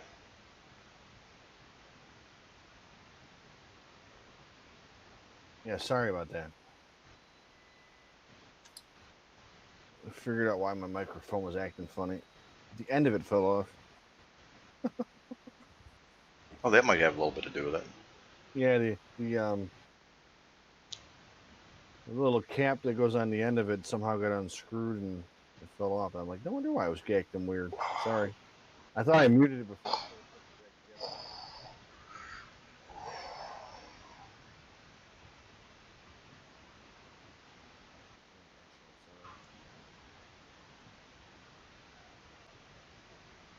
When things show up in Cura as orange, I'm going to draw a blank for a minute right here, only because I've been looking at about 4 different slicers over the last week. That usually shows you like the overhangs and things like that. Yeah, that's usually telling you if you have those colors and you have supports enabled.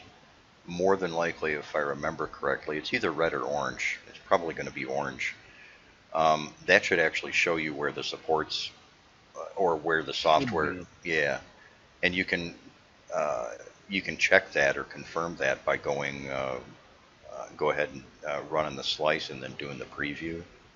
Chances are, I'm pretty sure that's where that's at, or that's what that is.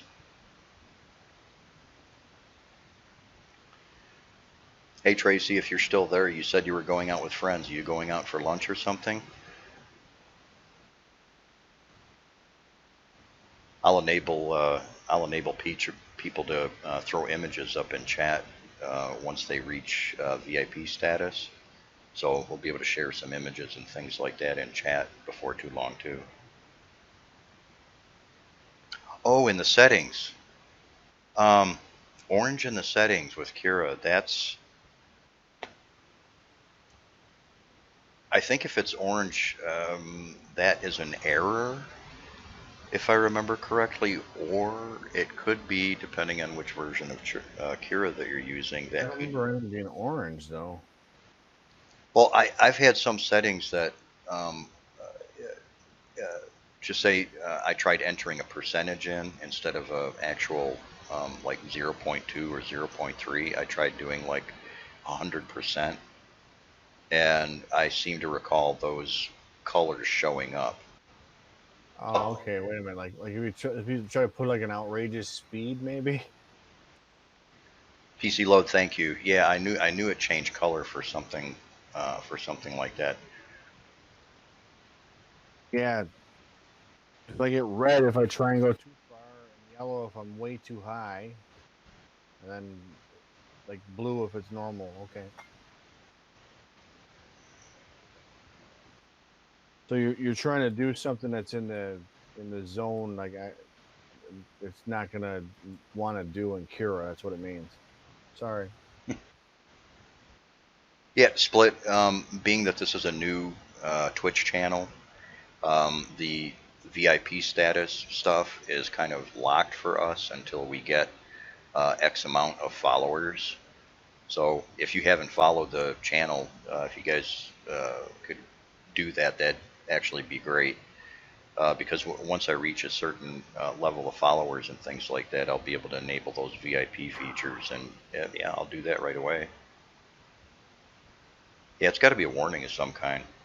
Yeah, it's a warning because I actually put like 3,000 in a speed and it went to red, and I put like 250 and it was like an orange. So yeah, it's an indication of you getting too Excuse me. high on your settings.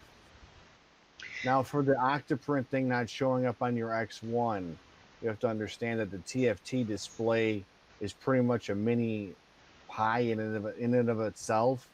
So there's communication issues. So one doesn't like the other one. They don't play nice together. So you're not going to see a lot of stuff on your display through the octoprint interface. Excuse me.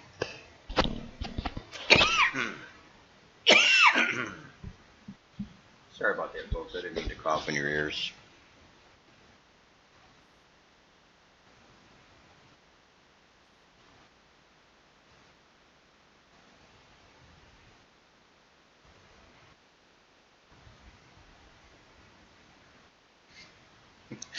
Boy, Split, you're testing the chat bot, ain't you?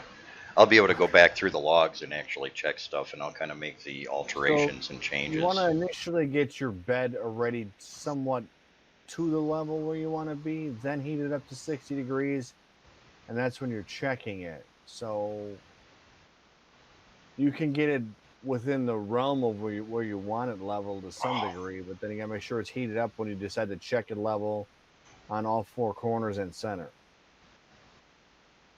No, leveling it cold doesn't work right. You have to understand that with heat you get expansion, so the springs are going to expand, the bed's going to expand slightly, so you need to have a warm level to figure out where you're at, or else it's not going to be right.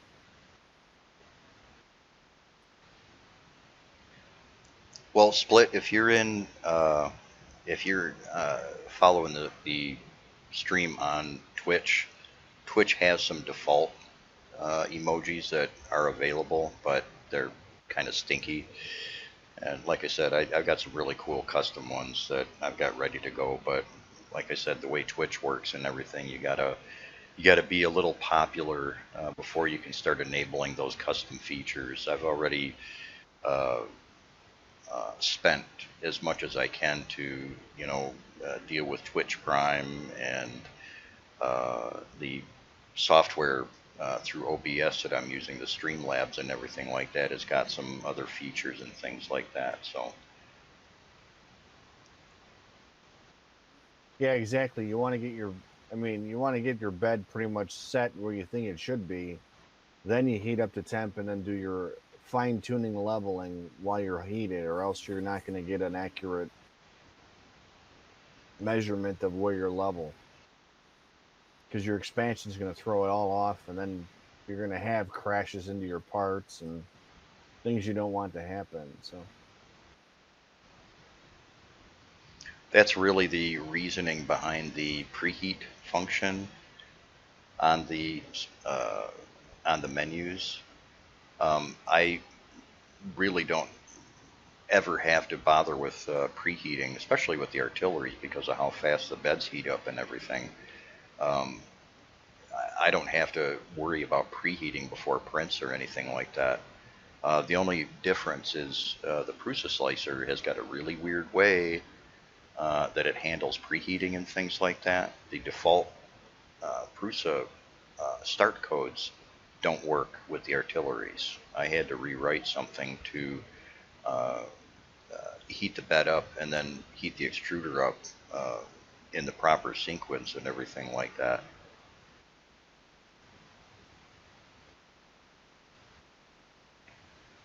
Yeah, cold zits are no good.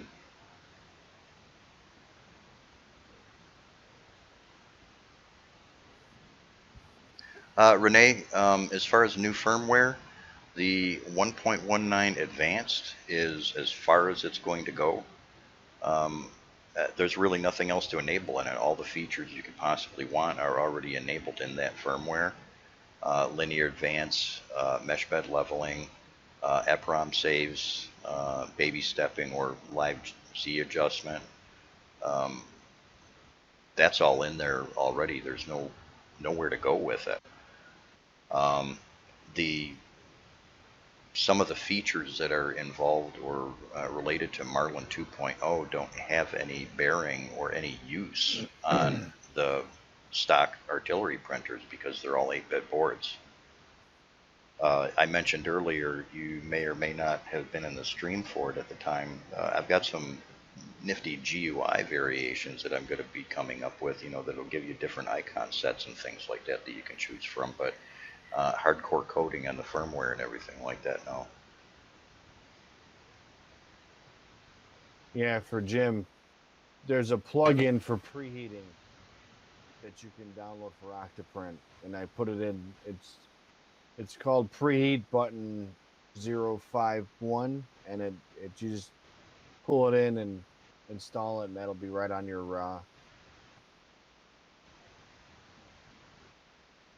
it'll be right on your just below. I was trying to show them while we were on here. Yeah. Oh, if you should have, I wasn't really paying attention. If you still got it up on your screen, let me flip you Yeah. over. I was trying to show them that it's actually in your plugin manager,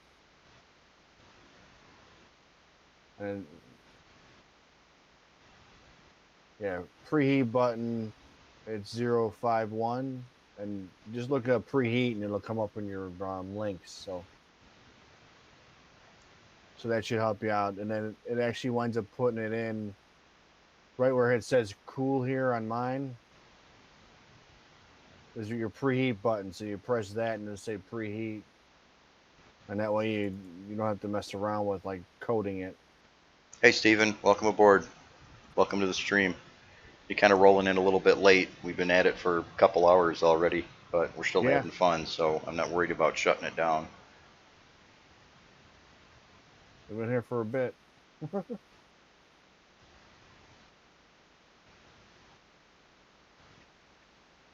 I'm going to go take a peek at WeChat real quick, make sure I don't have any messages coming in off of that. Be right back. Okay. Wow. I just put a whole bunch in the weird chat.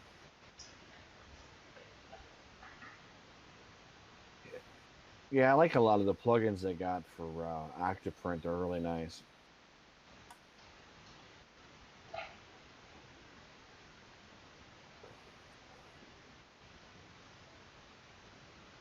I got the stop feature too, so the emergency stop features in there. That's always nice to have because I've had to use that a few times too. You're starting to print, it's like going off the wall. And then the other cool one is cancel objects.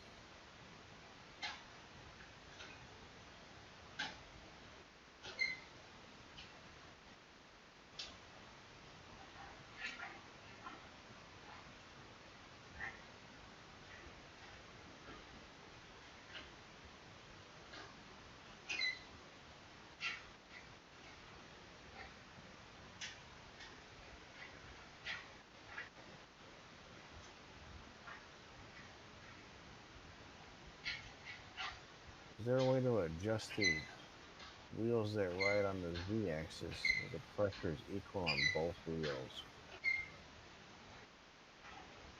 Trying to figure out what you mean by that. In all honesty, I'm not sure what you're asking.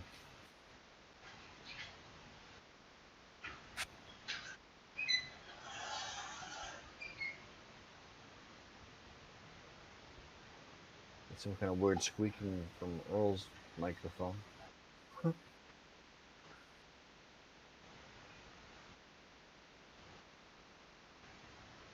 Yeah, there's only one adjustment wheel. You're right, but there's really no way to get two, and unless you know modified it yourself, I don't see a way of really. I mean, they're gonna be equal to some degree because the eccentric nut's supposed to make up for that, but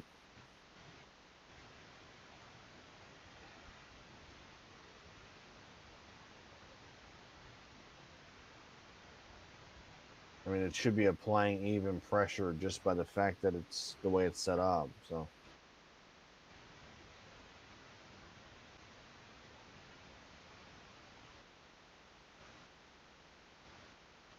I think they try and make it as like slipstream as easy as possible because if they put eccentric nuts on all of them, people would screw it up. So yeah, and honestly, I use the two outside ones on the bed versus the inner center one. I mean, I think the third wheel is actually kind of unnecessary.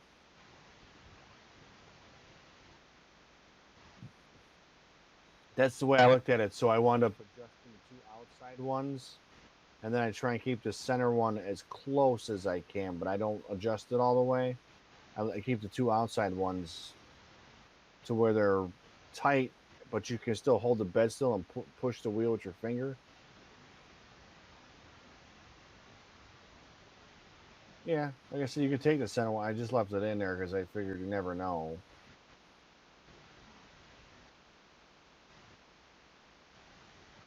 Plus, it was too much like work to take apart at that point.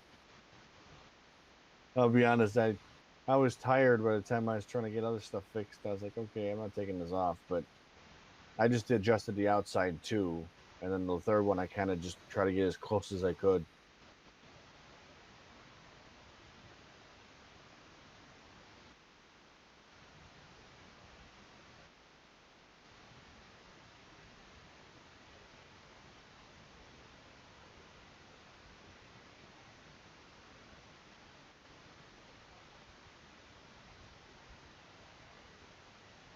You know, honestly, it's almost too rigid with linear rails, so I don't know. I'm on the fence. I mean, I like the idea of linear rails, but it's almost like it doesn't really give you an advantage with this style of printing. I mean, I'm thinking more like the Core XY type printers. Linear rails make more sense. On the Delta, it makes more sense. But on your basic bed movement, you know, your regular Cartesian style FDM printer, I don't see the major advantage to it.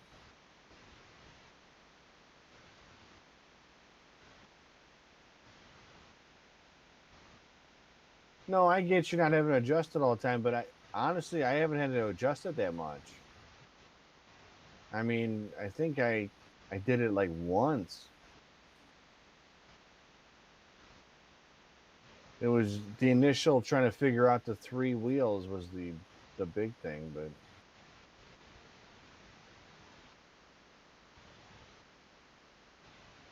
yeah, because I have the Anycubic Castle Plus, and that has the linear rails, which it needs it on those because they were using the original before, and before they were using wheels, and it was a dumb idea just because of the way it moves. But like I said, our ones, you know, on the bed and the axis, do you need them? And they're almost, you know, it's almost too rigid at a certain point, and you need to have a little bit of give.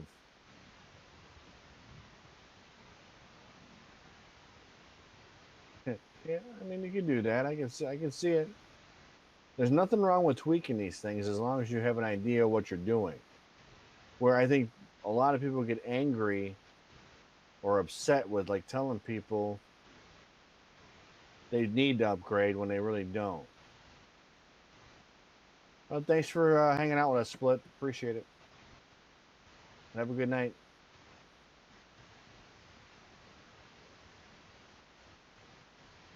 But yeah, I don't mind anybody upgrading. I get a little irritated when people tell new people that they need to have this or that when they really don't. You need to learn your printer and learn how to use it before you start playing around with doing upgrades. You need to have the right reasons for doing it.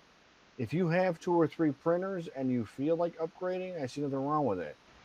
If you're brand new to this, trying to do it, and thinking it's gonna be the magic bullet to fix a problem you have between slicing and learning your printer, then you're fooling yourself. And whoever's telling you it's full of it, they're just selling you stuff. So that's the way I look at it. I mean, the printer stock itself works great. You need to learn how to use it. You want to upgrade in advance, that's on you as you get better.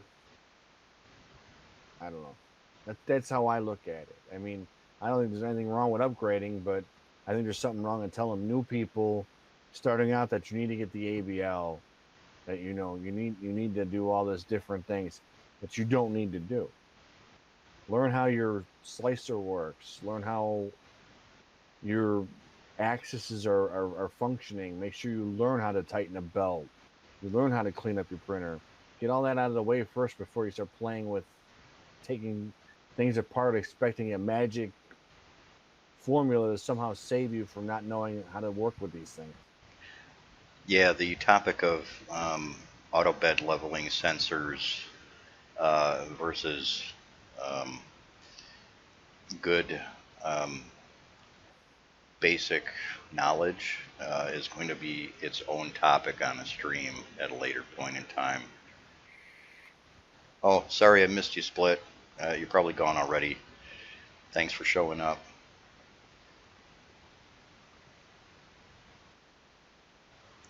Yeah, we all said goodbye to him. You were in here.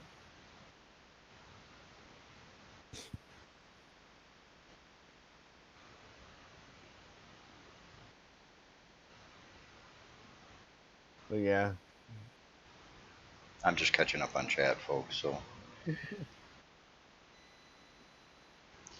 well, part of it, to be fair, I really need to move one of my monitoring laptops into this office if I'm going to be streaming. That way, I can actually just flip around and check some of this other stuff that I don't want to have on the streaming system. No, I know. I'm just teasing you. I'm just on it, bro. I'm on the chat. Well, there was 40 Facebook messages for me. So, and that was just from the artillery groups. So, y'all need to tell the other guys in the Facebook groups that are slacking that, hey, these guys are streaming right now. Ask your questions there. Right? I'm not sure how much longer I can go though. Yeah, we're almost done here. We're hitting almost 2.5 hours, and I'm a little fearful for the file size when I'm going to re-upload and edit back up to YouTube and Twitch. So it's been good so far. You guys have been really cool. Yeah, it's Course, great to have questions. of course, I haven't. I don't know if we've had problems with anybody because the chatbot seems to be doing its job, maybe a little too well. I'm going to go back through the logs afterwards and look that over and refine it. I really appreciate the people that have donated so far, and if you haven't followed or if you really want to subscribe, go ahead and do those. That's awesome. That's just going to help the stream and help the channel.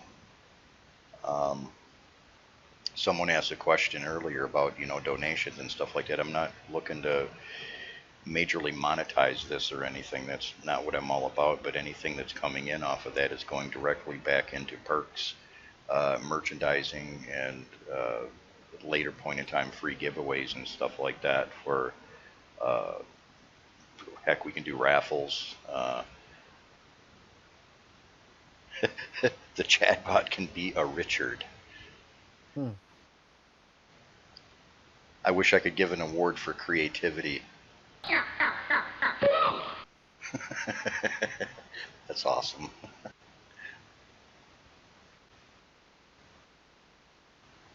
Yeah, I think Tracy may or may not still be here. Tracy from Artillery was joined up with us for a little while, and I think she's just been lurking. She mentioned maybe going out to lunch or something like that because currently it's only about 2 p.m. in China right now.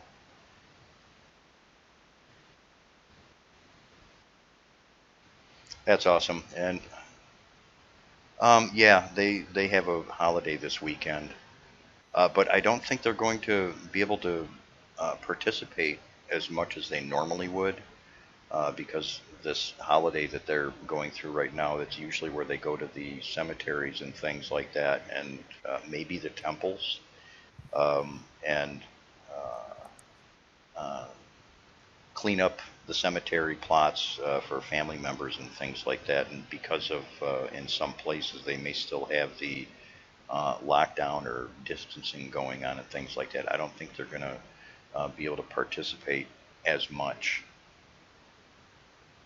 And it's also a weekend there too, so I'm really appreciative of Tracy deciding, she could show up for this particular stream. Normally, um, the stream dates are going to be on Fridays for the larger topic-oriented live streams, and then for the daily streams and things like that, where I'm just going to be on helping people out and stuff like that. Um, that's going to be during the day, so we'll probably see the artillery people while they're at work showing up from time to time too.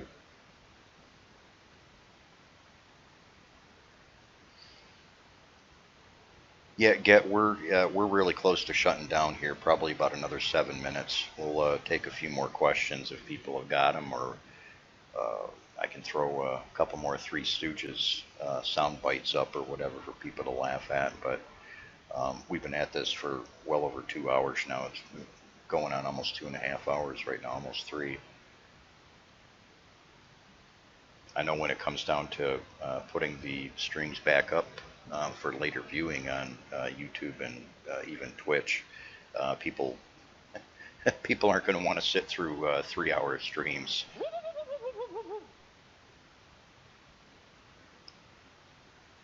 Oh, thanks for following, Coochie. Appreciate it.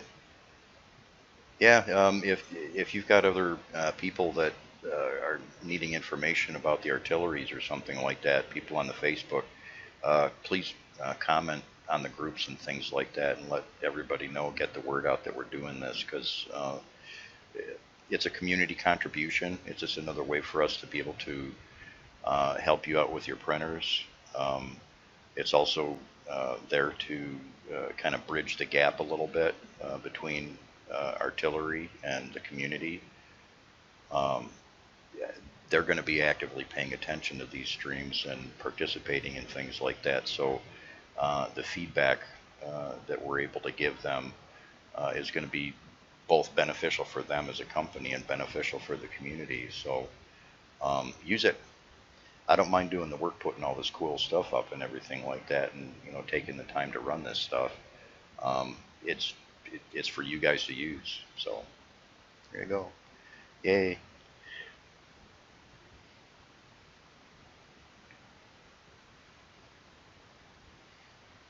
Oh, yeah, just peeking through chat there. I seen uh, my son in Hawaii showed up for a little while, and he's watching too. That's awesome. That's always cool, yeah. Oh, there's that. What you still drinking A&W out of that wine glass? Yep. We'll have to have a bourbon stream or a beer stream or something like that, since we're not a kids channel. It's not just A&W, so. Oh, okay, there we go. Yeah, That's all you see me pouring, and that's all you're gonna see me pouring. But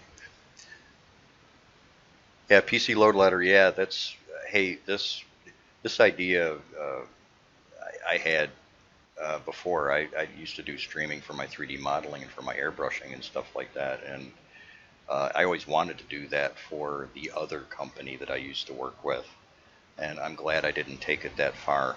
Um, Artillery kind of inspired me to kick things up a few more notches.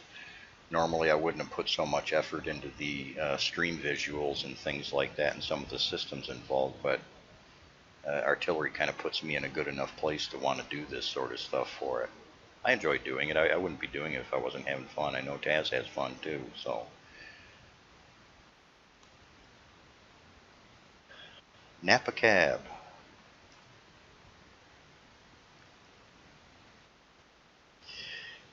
Oh yeah, by the way, Taranok is Ed. He's my partner in crime here at the studios here and everything. He's been relatively quiet. He's got some other things going on tonight, so at some point he'll be popping in on the camera streams and things like that from time to time too. He's a 30-year mechanical and electrical engineer, so he'll be able to provide some valuable insight. Yeah, I know you're done now and everything like that, but I'm not about to mess with your camera, so we're almost done with the stream anyways, so. Well, here's one for you. Why are the SSRs all of a sudden having trouble?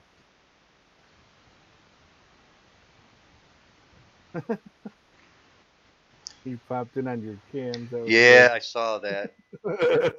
I saw that. We goof around with dog collars here from time to time. If we're going back and forth, we'll put dog collars on and we'll kind of play with the remotes and stuff like that. Wait till you see. But who knows? Twitch or YouTube might consider that as violence or something like that. I don't want to get a jackass label going on. Although it'd be cool if Steve-O showed up, but I'd be afraid of what he'd put the printers through.